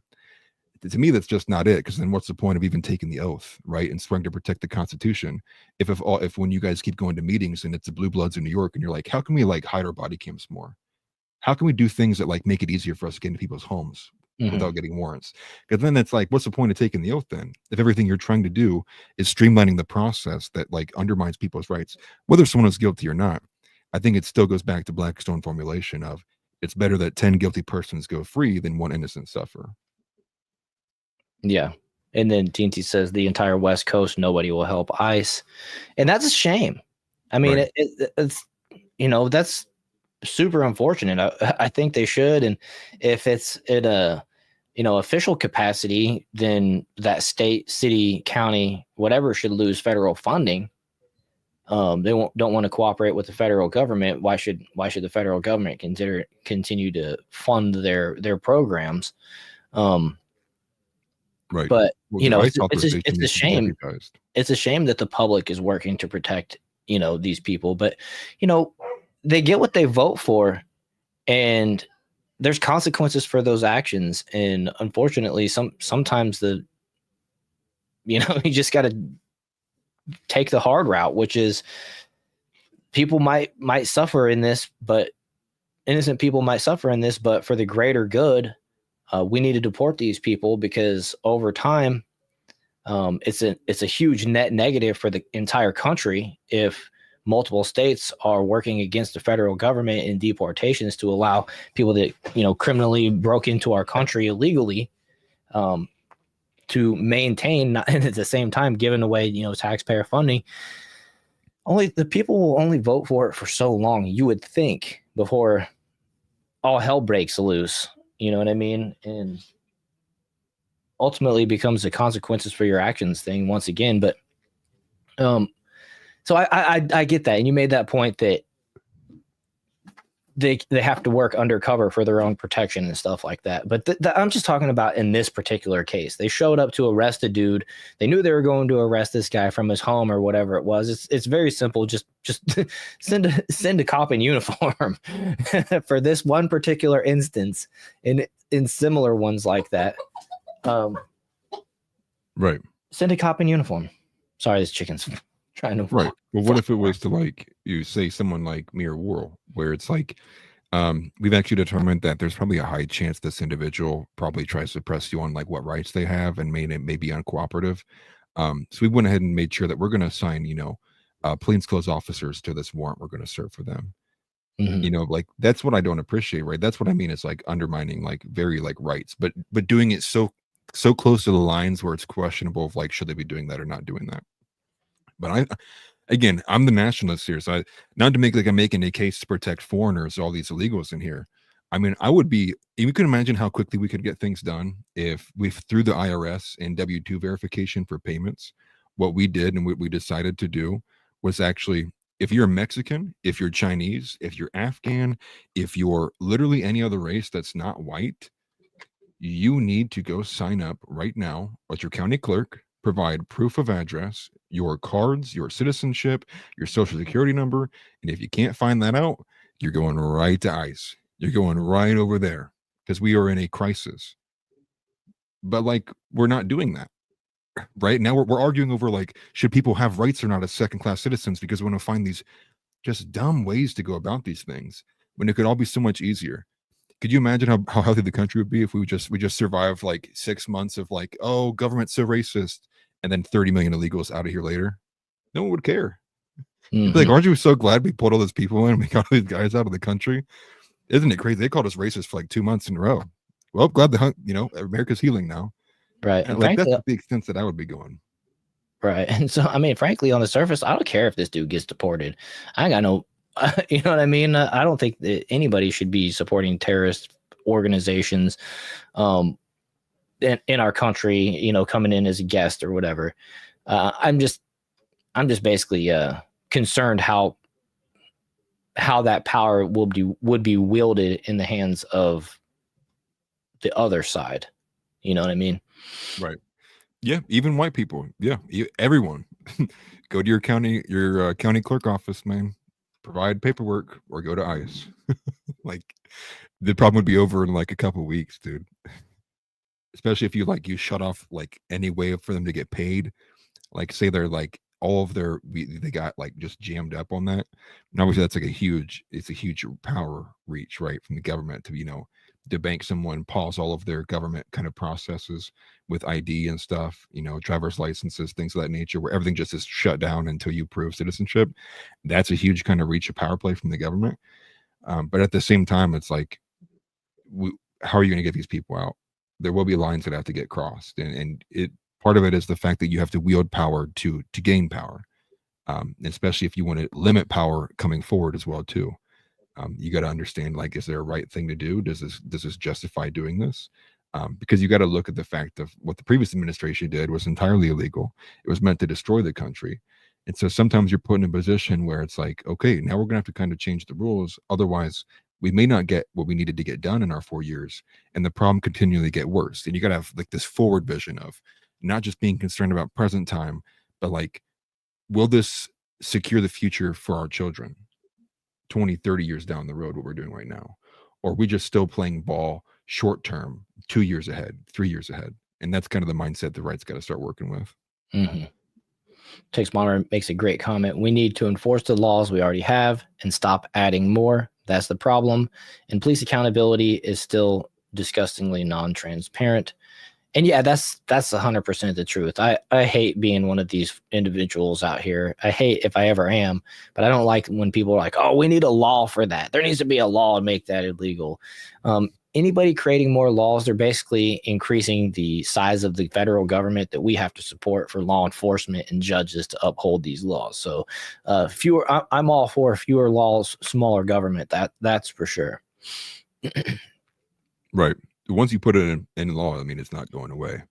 Right. Which is why I said, like, you start doing something like this that's questionable on First Amendment grounds. I mean, you're setting a massive precedent that probably is going to be forced to be ruled on, because people are going to want clarification, because it can't be murky what someone's allowed to say when they're an immigrant in this country, whether it's legal or illegal, because now they're going to be concerned that they may say something and their entire life is just up and gone. Right. Not to say like I want immigrants to be in this country, but just to say like that'll cause massive instability if all of a sudden all these immigrants are like waiting on like the edge of their seat. Like, what's the ruling in this case? Did they get him for anything outside of what he said from speech wise? So we'll see that. I mean, we'll see how that case kind of plays out. Right. I mean, speaking for, on the Mahmoud Khalil, situation still, it's like, show us what he said. And then it's funny because, in my opinion, these protests are really more than protests. They're not legal. They're going in. They occupied a building there at Columbia. I think it was a few 6-8 months ago, maybe multiple times. I mean, it's become white noise, right? The riots or the I don't even know if you call it a riot or just call it they took a building. I don't know what, an invasion, occupation, right? That's stuff that's against the law that they should enforce in the first place. So then they don't need to tack this other stuff on to go arrest him, in my opinion. But the fact that they have this other stuff, on top of that is what they should build a case on. But to what Tick said a minute ago, enforce the laws we already have on the books, and we don't need to worry about these extra type of rulings or whatever, right? Right. That's pretty crazy. And then House makes a great point. We already seen how the Democrats used power with the whole January 6th thing, and that's a great example right there. I mean, just imagine what they would have done had this gone on before it. They would have looked at this case and been like, all right, now we're gonna send people out of the country. If anybody, any J6er was here on a visa or green card or anything like that. I mean, right, man. Well, they basically did treat anybody involved in J6 as a second-class citizen. I mean, we already kind of saw that, and they did have the protections in place. Right. And one other parallel with that too is the fact of how many people were getting. I mean, we saw what it was like 4,500 specific agents just who are only focused on getting more people from J6 like arrested. I mean, they're going after grandmothers. They're chasing people down on Alaskan airline flights, all because they were just there. Now, but think of the fact of, say you have a daughter and you're in this area and you're super proud of her, and she got into Columbia University and she don't know what's going on. She's just taking part of her classes and she sees this big rally going on. She's like, wait, what's going on? Say she stays around for like 5, 6, 7, 10 minutes. I mean, now did she broken the law? Like, where are the lines on that? Was because she stood next to the crowd, even if she's wearing, similar clothing. Maybe say my daughter likes wearing black and she's got black shirt on and black pants, and that's now considered black bloc. I mean, all these things. That's why I don't like giving the government power, especially on the grounds of something that's like they occupied a public building and they prevented classes from going on. Well, then at what levels then do you qualify as this person broke the law, right? What level of participation do you need to have? And that's where it's like, now it's like you need evidence for that too. So if he's just like there, right, all you have is like pictures, or maybe there's like a video of him and you can see his head, like he's standing over here in a corner, but you can't quantify like how long he was there. Who do you talk to? Did he incite it? Then you're just kind of like, you're just using circumstantial evidence of the fact that he was there. And that's why I think, I think this case is very, very specific, in its own individual instance that'll have a lot of precedent set from it. Yeah, I agree. It's wild. It's a wild scenario. And the thing is, I do believe they went through and combed some of his social medias and have him saying this or that, right? That would be that would justify their cause to arrest him and move to deport him. But I don't know if that's actually work that's been done by law enforcement, or if that was actually just done by people scouring the internet and just saying, look, I found this, I found that. I don't know. It's pretty crazy. Right. Let's see here. I was going to say, before we go on to the next topic, Donnie apparently had a question for you. Oh yeah. I see Donnie's watching on your channel, so he didn't see. I answered that in chat. It's $5 a dozen. $5 dozen eggs. I think that's the question you wanted me to answer right there. No, he said, are there chickens in your office, or do you do the podcast from a chicken coop? Oh, I didn't see that. Yeah, there's just one. There's an injured chicken. She's right there. You can see her. That's her head. She's injured. She's got a hurt foot, and so she can't put any weight on one of her feet. And so she's like hobbles around, and it's frustrating for her whenever she's trying to move. So she starts making sounds and stuff like that. That's fine. I like her. She's a good chicken, and trying to give her every opportunity to survive this world. Right. But you never know. She might unfortunately end up in a pot, but that's not something that I look forward to. So let's hope the foot heals and she can go back with the flock. We ran a little long on that last topic. So what topic do you want to go to next? Let's see here. This topic kind of segues right into this next one about the federal judge orders reinstatement of fired federal employees that that Trump fired under Doge. After Doge's not under Doge, but after Doge's recommendation. Yeah, taking care of her until hopefully she doesn't become dinner, but she hasn't laid an egg in a week or so since she's been inside, so she's definitely got some stuff going on. Yeah. But she's cute. So hopefully she stays lively. Yeah. Yep. Let's see here.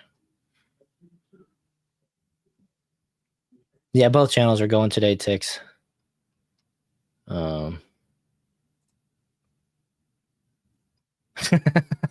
This is probably the most important question of the show from House. When can we ask the question, if a kid is late for special ed, can the teacher mark him tardy? I'll let Chad answer that. That's funny. It's a good question. It's a good question. Probably the most important one that we'll face today. Should special ed kids get all of their rights? Or should their vote only be 3/5? Let's see. Evil Elmo said, or am I thinking wrong? Let's see here. Said, got a question with the deporting, clearing out prisons. Once the illegals are gone, they're not closing prisons. They're going to want to refill them. Should citizens be worried? You know, that's a good question. Probably. The way that we know some of these, you know, non-government ran prisons, what are they called? Privately owned prisons. Yeah. Function. They definitely want people filling every jail cell. So I hope I was gonna say I hope Titan's in here right now. If he is, he's probably familiar with what I'm about to say.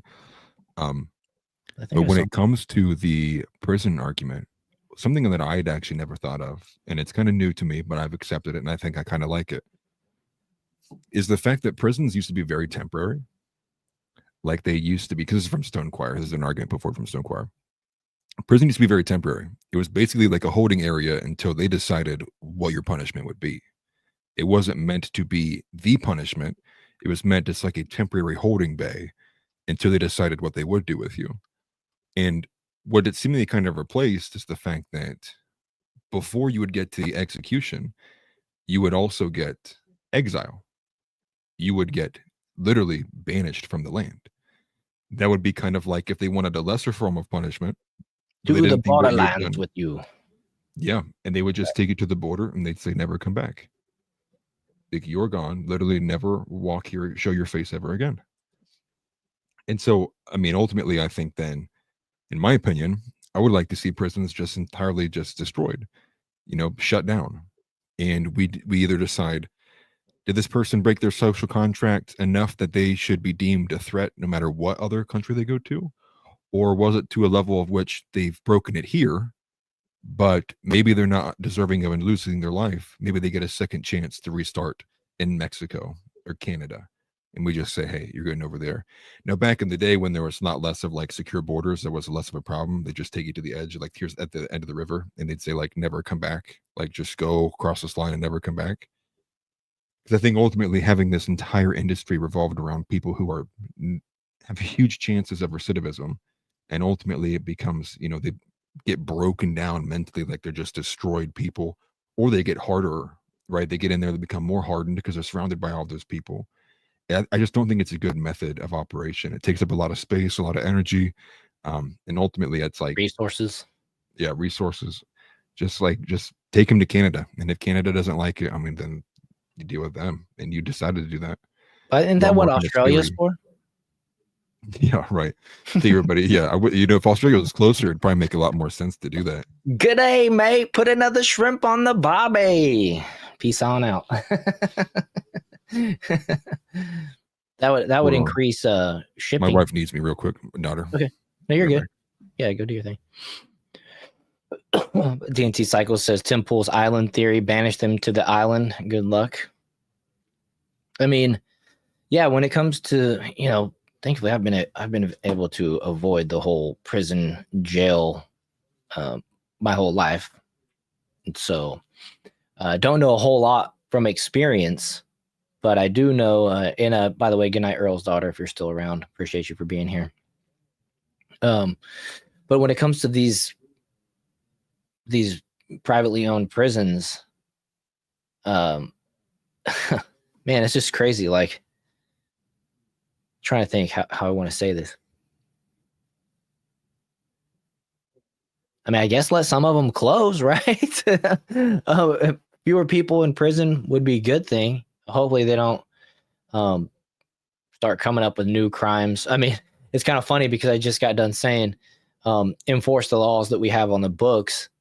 And so maybe that's what they need to do. Just simply start enforcing the laws that they have on the books, and they can fill them right back up with actual criminals against our country.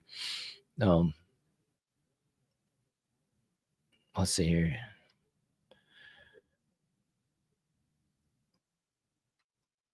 Read through chat here a little bit. But yeah, banish them to the island and give them the tattoo. Was that Tix? Are you talking about? Oh yeah, I see here. They're just going to replace the current minority workforce that Kamala locked up in private prisons. The private prisons where it was. You build them, I fill them, and I'll give you the millions. followed up. She made the Clintons and Biden look like rookies in the mass incarceration game. Biden and Hillary only focused on one minority. Kamala went after them all. Man, thank goodness that she's not our president right now, by the way. TNT says 1 in 10 murders in Chicago is convicted. We can still keep them full without getting crazy. That's a good point. Yeah, I mean,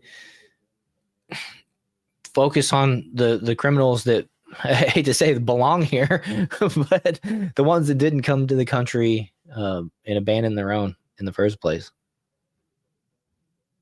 Yeah, it depends, Evil Mo. Don't want to go to jail for jaywalking. Yeah, that's for sure.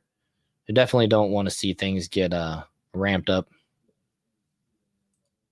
in that aspect. Donnie. Most people, even in the patient rehab, still use. I mean, you know what? Start filling them with crazies. Turn half of it into, bring back the asylum, right? I'm not sure when they got rid of all that stuff, but you know, there is some people that were just safer removed from society. Am I wrong?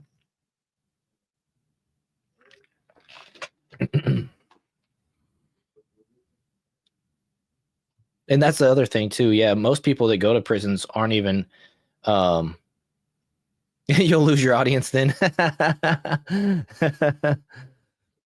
Most people go to prison and when they come out, they just come out more a seasoned, hardened criminal too. That's the other thing about it. It's not even really like a rehab facility.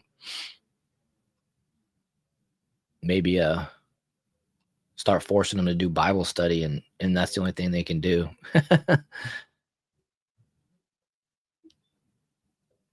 Tix Bomber says Atlas had come back on World's channel, but it never showed up on this one. Place his tinfoil hat on head. Yeah, make them re-education schools. Yeah, there's no reform really. So I don't know. It's something I'm willing to figure out once we get to that point. That's for sure. Sorry, I'm back. My daughter's teething very early. She's like literally not even 4 months old. She has a tooth that came through. She's losing her mind in the other room, actually. So I had to help look for the Orjo. Oh, I gotcha. Yeah, I remember when my teeth came in. It was a pain. Nothing? Yeah, I don't think anybody remembers that. I can hear it. She's losing her mind. She's acting like she just got her, like, you know, her leg poked by a needle for blood or something. Oh, dang. Poor girl. And my wife's not doing well listening to that screaming. As you know, any mom does when they hear their baby, you know, crying. Yeah, that's a lot of pain. You know what I mean? I assume I'm coming in, you know what I mean, dealing with that for such a little one. Right. Yeah, hopefully it's just goes quick, but wasn't expecting her to be teething this early. Next she's gonna be wanting steaks for meals. Yeah. Prepare for that. Yeah, my wife actually recently just transitioned away from breastfeeding, so you know she'll be you know saving herself in that regard, so it won't be like painful or anything. But still, though. Oh yeah. Happens with this? Get a lot of teething tools. Teething toys will figure it out. Right. Tix Bomber says we definitely need re-education schools. Get some actual teachers in there. Yeah, if there is any of those people still alive. It's crazy. I was thinking about the other day when I went to high school in the 90s, the late 90s. All the teachers were very modestly dressed. You didn't know anything about their personal lives. You hardly even knew their first name. Some of them you didn't know their first name. Way more professional and organized than it is nowadays. Out of these young people with blue hair and everything, activists essentially in there. It's right. Like that class retired and they replaced it with a bunch of youngsters that went straight into the teachers union. And me waiting for boomers to die so I can have the America I was promised. Sad but so real. But did you step into the new topic? Did I mess that up? No, not at all. I was still I was just talking. I was answering Evil Elmo's question about what are they going to try to refill the prisons or not once we take care of business, essentially. Oh yeah, yeah. You only get sent to prison if you're fat, and they lock you 10 feet away from a box of donuts, and you're Where you can sentenced there see it until you and smell it, but you can't have until it. you lose the weight. Oh, that's funny. Yeah.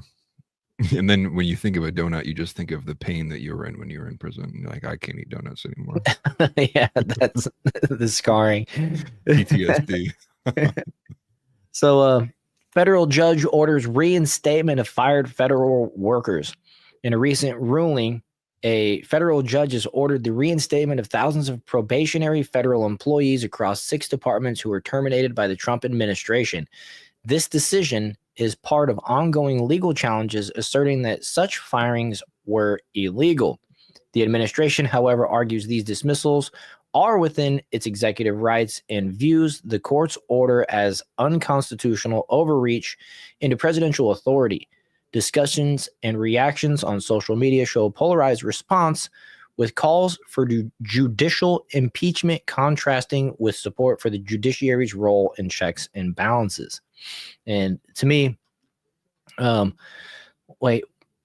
first let's I want to show you this post here real quick, and then we'll react. This is the post from SMX. I'm not sure who this person is, but they said it's time to impeach activist judges. Quote, "We must impeach judges who are grossly undermining the will of the people and destroying America. It is the only way." And that's Elon Musk quote, which Elon Musk reposted and said it must be done. And this is an example of, the main thing that comes out of this to me is who's really in charge. Did 77 million people vote for Donald Trump to cut the fat, or did 77 million people vote for this judge to overrule Donald Trump's decisions? Right. I think the answer is very clear that 77 million people didn't vote for this judge. I don't even know if this judge actually was elected. Some of them are appointed, and it's an incredible overreach, in my opinion. And this is exactly what they did to Trump within the House in Trump's first term. In the last 2 years, when the House had the majority, they spent all their time challenging Donald Trump's decisions. And even though he was able to create, one of the best economies of my lifetime and do a lot of good things for our country, and with the Abraham Accords in the Middle East, so I mean, good things in our country and for the world,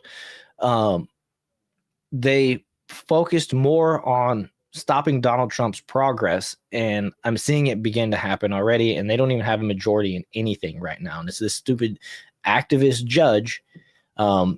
Nick Sorter posted here, breaking: a federal judge has just ordered 6 federal agencies to reinstate thousands of probationary employees terminated by the president after being suggested by Doge.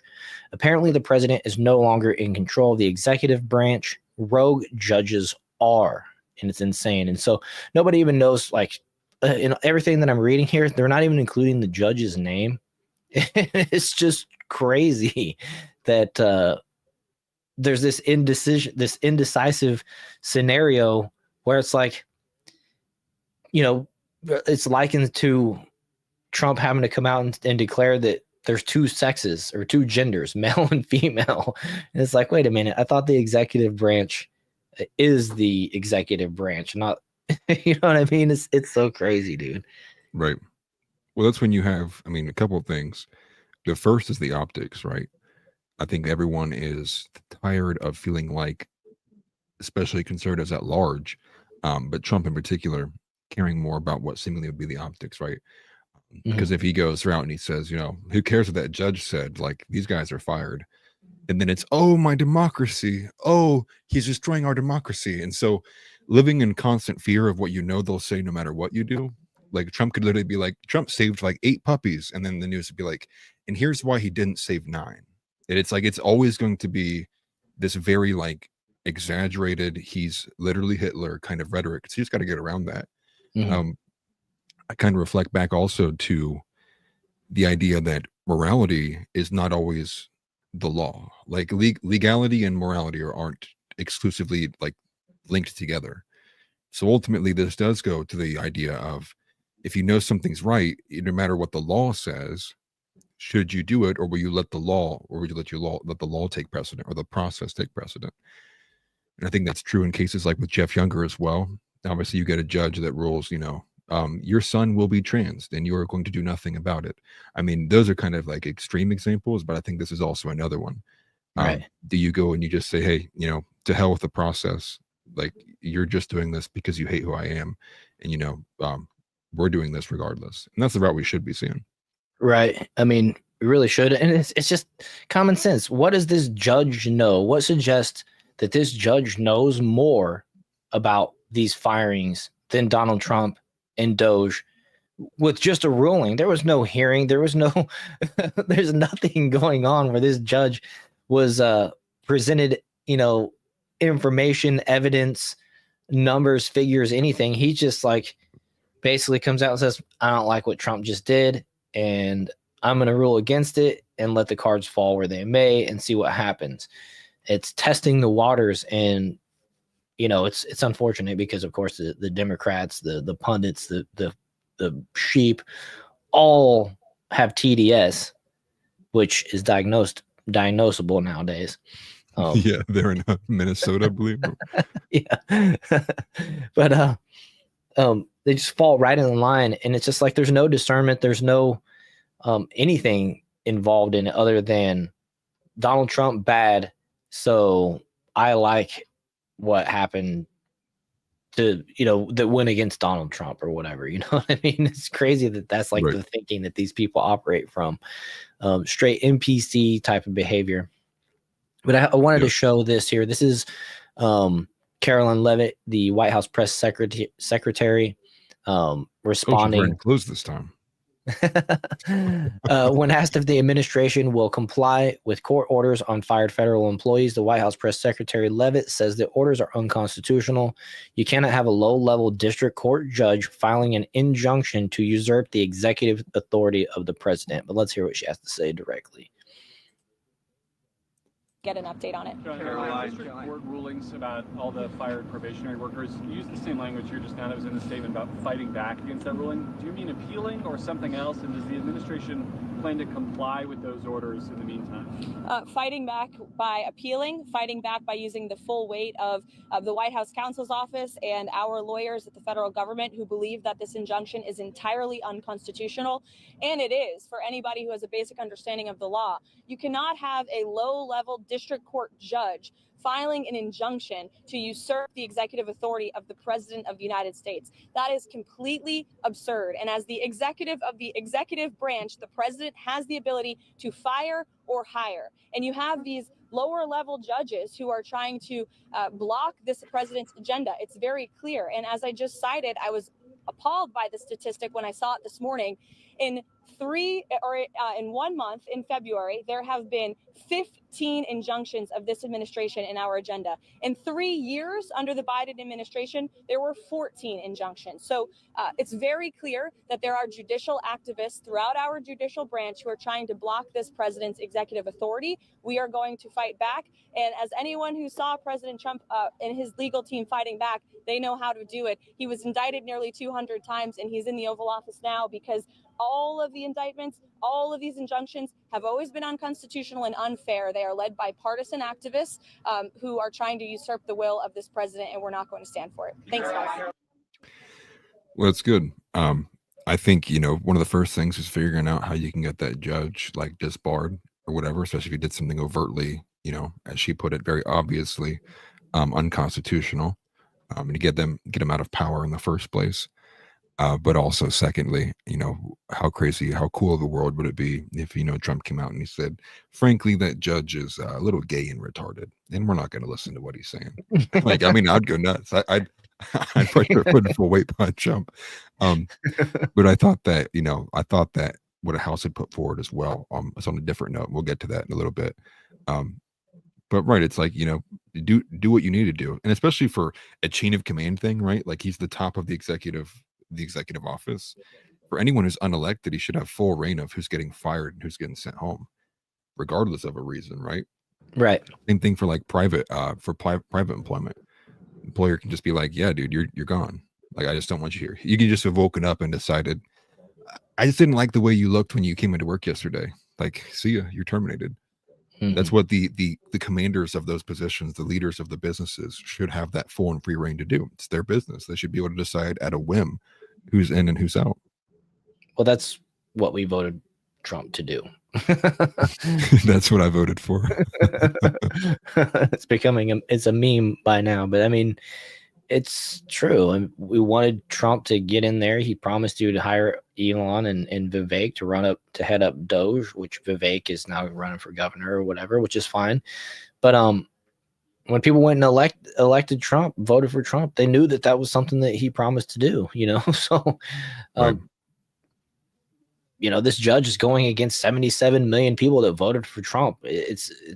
It's crazy that they would even try, but the Democrats have no shame and they try everything, right? And Right. I just gotta say here, what poise, and this is to Tix Bomber's point where he says, "Damn, she knows how to hand out a tongue lashing eloquently." Not only that, she's like in a parking lot. She's in a about the simp. But no, seriously, she's in a parking lot. She's not standing behind a podium with a notebook in front of her. This is straight off the top of her head. In the know, letting it rip, straight facts, and Right. it's cool. But this is something you would have never. This is a scenario you would have never seen Corinne Jean-Pierre in. She wouldn't talk to the press in this scenario. I don't think I ever seen it one time. So, Right. I mean, good job. With hiring her. I know you wish it was Michael Malice or something like that, but Yeah, she's doing a great job. I think that that was a good example of her professionalism right there. No, I just thought it was funny. I think Tix is being a little bit of a simp there, but no, I agree. It's amazing what kind of things can get done if it's like not fulfilled by someone who's 79 years old. Like how can these people speak so eloquently? And it's like, wait, she's not on the verge of dying. Like, oh, that's awesome. It's just like it's a good thing to see. We need more of it. Need more kind of youth in a lot of these positions as well. I would prefer Michael Malice, and he is a bit older, but just because I'm picking somebody who everyone knows could give a very good tongue lashing. It's what he does for a living, right? It's just in the public purview all the time talking about these issues. I think it would be a good spot to be in. Tix Bomber rebuts and says, "No, this is simping. I'm trans now, guys, because I identify as her 59-year-old husband." Oh, that's right. Is that who it is? Is that who right-wing Twitter got up in arms about not too long ago? If it is a little weird. Don't get me wrong. I mean, like having that massive of an age gap. Like, hey, honey, like I hope your dad's still alive when you're 18. Maybe he'll be here when you get married too, and he won't have Alzheimer's by then. Like, I think on those kinds of events, it's a bit weird, right? I mean, it's free country, do whatever you want. There's different smaller marks in there, but I wanted to go back to the point that House had brought up earlier, which is the illusion of democracy, which is what we got with the whole Thomas Massey debacle, the screaming that they had over the CR. And what I thought was probably the worst thing, I think, PR wise, Trump's done. I mean, I think there's just a lot of like room to argue on other stuff, but going against Thomas Massey when your whole base is definitely going to pick the principles of Thomas Massey over Donald Trump, I thought was a big oversight there. Right. That kind of went away pretty quickly too. And then he hammers home with what this happened, right? All those Republicans went over and voted alongside Democrats to make sure that the foreign aid would still be there that Doge was trying to cut out. Mm-hmm. So it's all this, like it's an illusion. It's this weird kind of like pedantic game of theatrics, where in reality, Thomas Massey proven right one more time. Yeah, it was right, and he was right from the first place. And so I just think of that. Yeah, there is a lot of like black pilling on that end. Yeah, definitely. And Thomas Massey was out here on X predicting this is what's going to happen. Like, he's very well invested, and he's able to see these things coming, And he's constantly predicting things way ahead of time because he knows how these people actually act and how these people actually vote.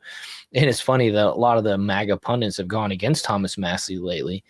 And I think it's funny because he's actually tweeting back at these folks saying, I was MAGA and Maha, whatever, before Trump was even a politician. Like, y'all are crazy.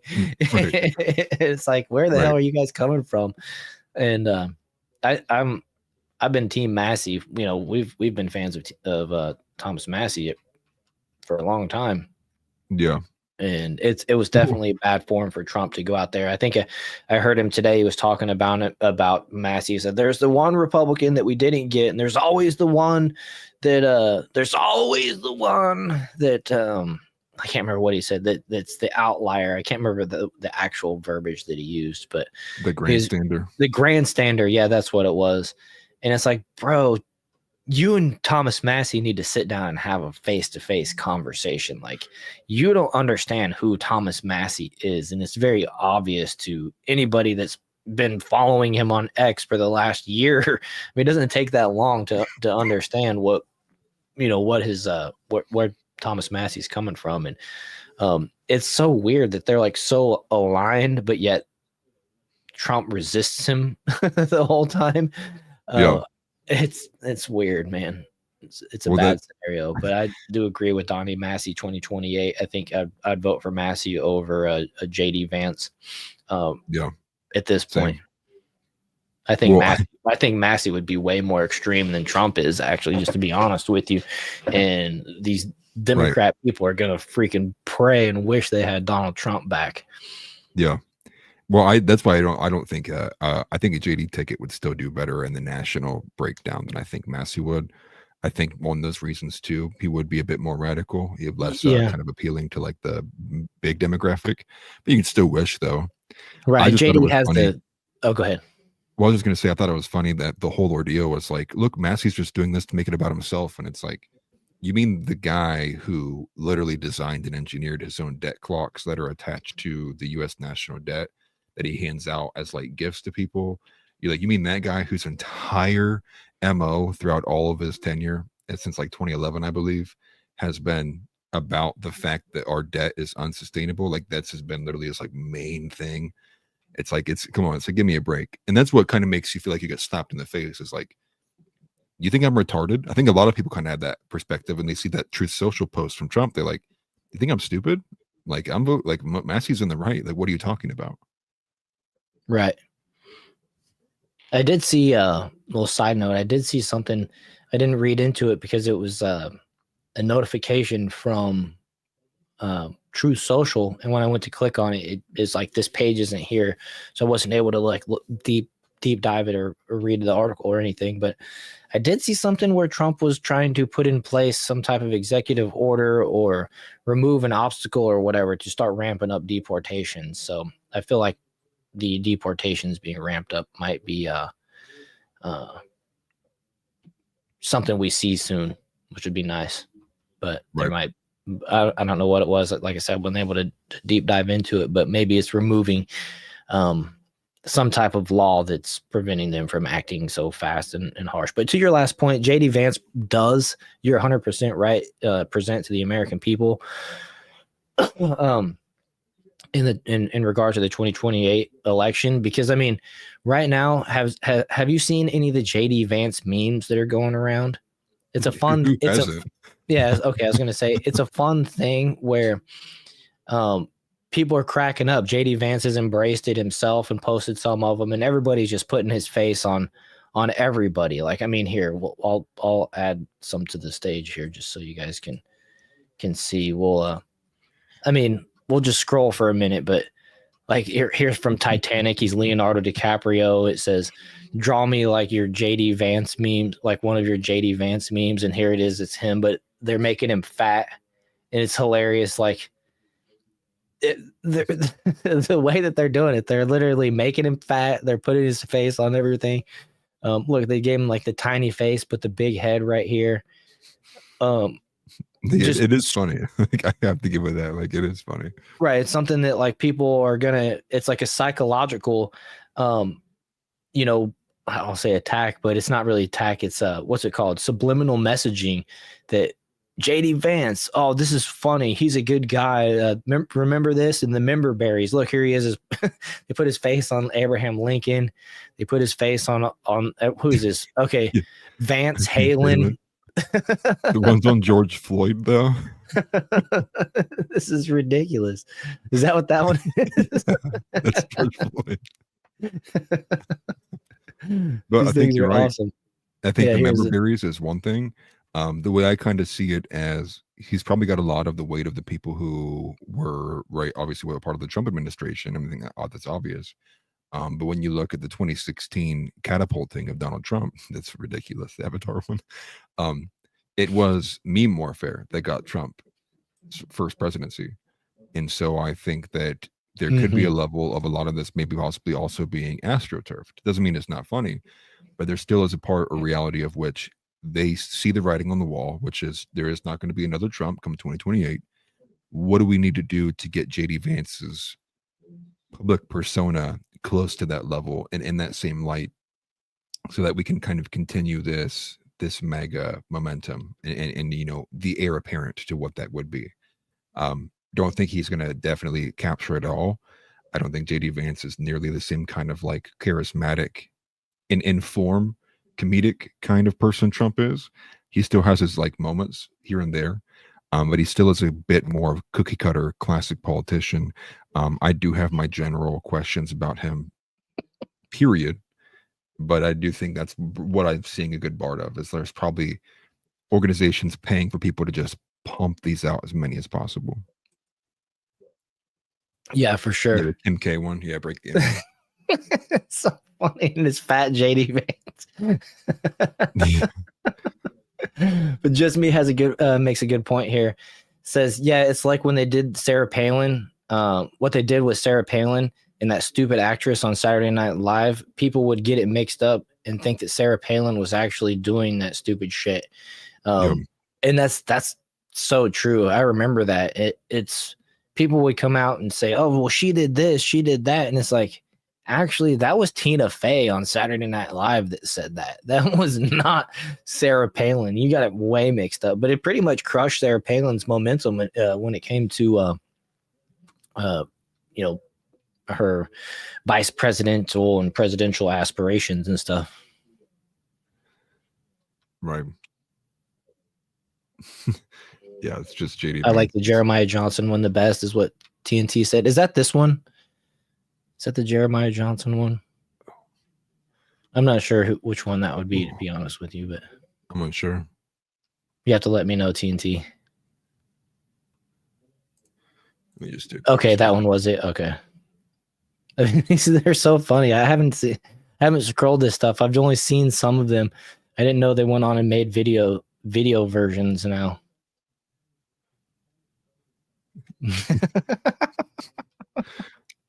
There's been some wild ones. It's so good. But I do have to get ready to go. So I gotta get out there to help take care of my my daughter, so my wife doesn't lose her mind.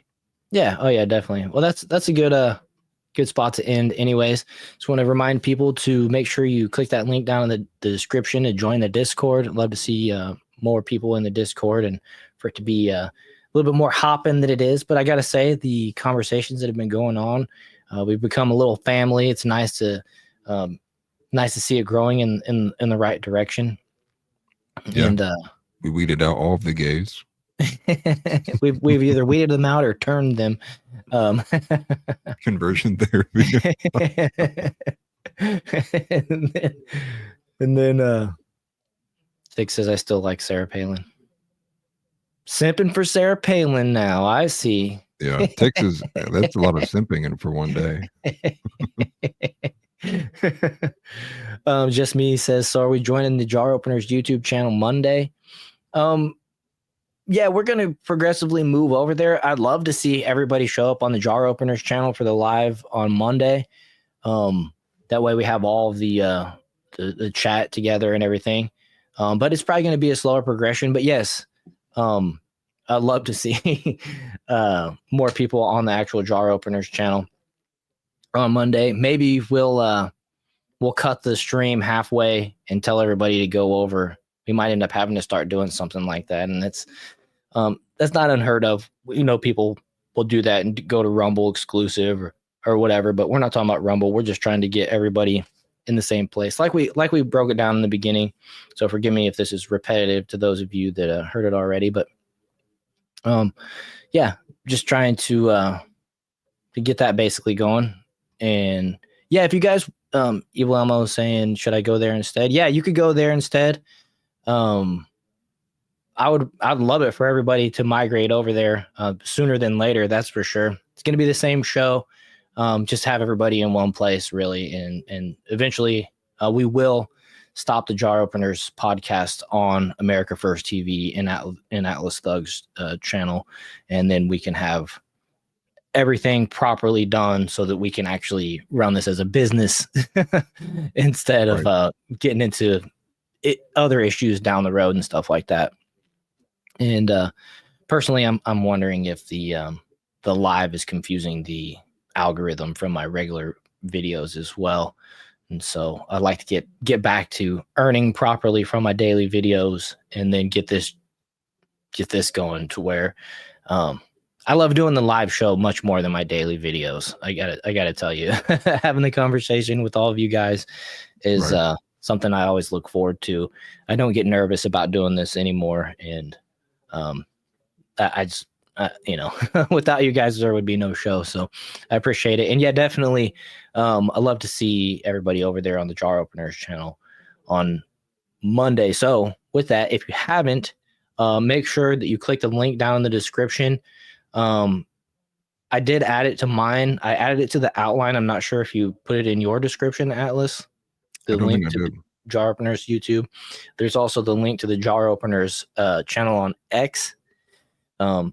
So make sure you follow over there as well. And then notifications should also be coming in on Discord as well for the Jar Openers channel. Yes, the Jar Openers podcast. And more specifically, thank you, TNT. The Jar Openers podcast is what you should be looking for. Yes, it's probably not even going to come up in your YouTube search. You might have to search the Jar Openers podcast channel. Sometimes that helps with the YouTube search algorithm if you put channel at the end there. But let's see here. Bring on the Christian Nationalist Autist Army. Oh yeah, I think Donnie's going to be on with us on Monday, right? Yeah. I'll put you on blast there, Donnie, in case you change your mind. But I think Donnie's going to be back on here Monday. First time on Jar Openers, but some of you guys know he used to co-host with Atlas beforehand. So looking forward to having Donnie on with us. Been in talks with little update. I've been in talks with Native Patriot about doing some collabs with all the channels that he has under his Patriots Prayer Network. And so hopefully sometime soon you'll start seeing us over on their shows, some of their hosts over on our show, all about growing together. If you didn't notice, if you didn't see it a couple of nights ago, Native Patriot was a guest on Tim Pool's show, his live show, Timcast IRL. That was pretty cool seeing somebody that we've had on a guest be up on that big stage. Just looking forward to doors opening and saying yes to pretty much everything. So, got big plans, trying to move in the right direction. And I appreciate everybody for being here for it and for the adventure and supporting us along the way. I just show up and say, I'd love to talk about our greatest ally. And then they just invite you on. They're like, oh, dude, he's one of us. Get in here, man.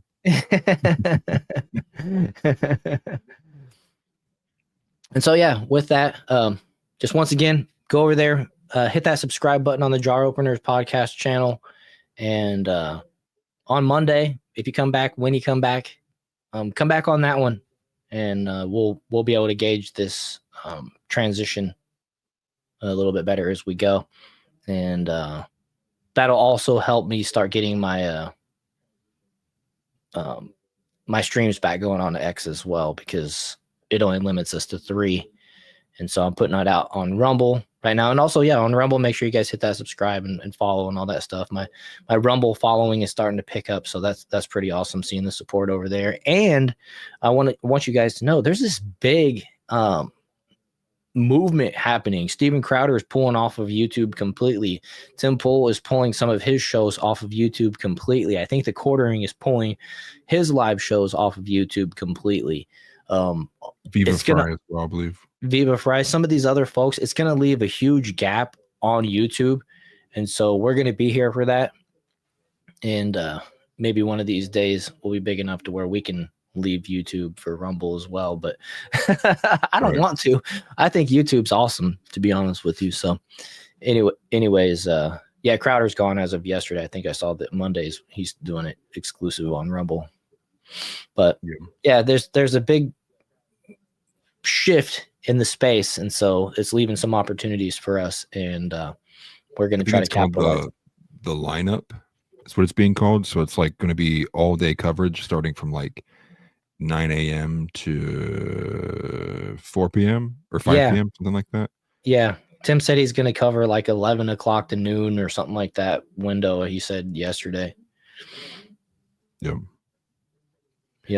Yeah, I'm curious if Rumble ramped up their ad payments for like ad revenue, and that's like they're all going over for that reason, or more than likely they probably all got paid multi-million-dollar deals too. Oh, I'm sure they're getting Rumble exclusive contracts, and it's worth their while. I mean, let's be honest, YouTube is where it's at. If you want to start a channel, if you're trying to, make a new lifestyle out of it, you got to be on YouTube. Rumble just doesn't have the size and momentum yet, but it's definitely a place you want to be if you are trying to grow. It's just slower and more selective, but I'm up to 60 followers on Rumble now, so it's growing. I think I was at like 13 when we started doing the show. So but yeah, anyways, long outro. Appreciate everybody for being here. Just wanted to remind everybody that what we got going on. And with that, just say Christ is King, and we will see you guys on Monday. Yep. Take care, be safe, and we'll see you next time.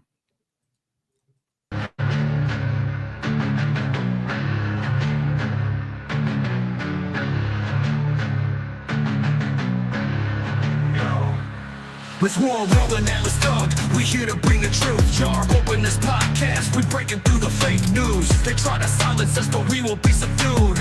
We're bearded alpha males here to save the youth. Spitting fire on the mic with the bass Christian takes. Exposing the lies, keeping the demons at bay. We ain't afraid to speak up. We won't be swayed. Jar open this podcast where the truth is laid. Jar openers, cracking open the lies. We're rolling out, let's dog. We're here to rise. Bearded alpha males saving the youth from the godless demons, spreading the truth. We ain't playing games, we're on a mission to awaken the masses with our intuition. Pulling out the corruption with no inhibition. Jar open this podcast, sparking a revolution. We're not afraid to stand tall in a world full of deceit. We're the voice of reason, bringing light to the street. Keeping it real, never missing a beat. Jar open this podcast where the truth meets the heat. Jar openers, cracking open the lies. We're rolling out, let's talk, we're here to rise. Bearded alpha males saving the youth from the godless demons, spreading the truth. Jar open this podcast where the truth will never cease. Join us on the journey to bring back peace. We're rolling out, let's start, fearless in our release. Jar open this podcast where the lies will decrease.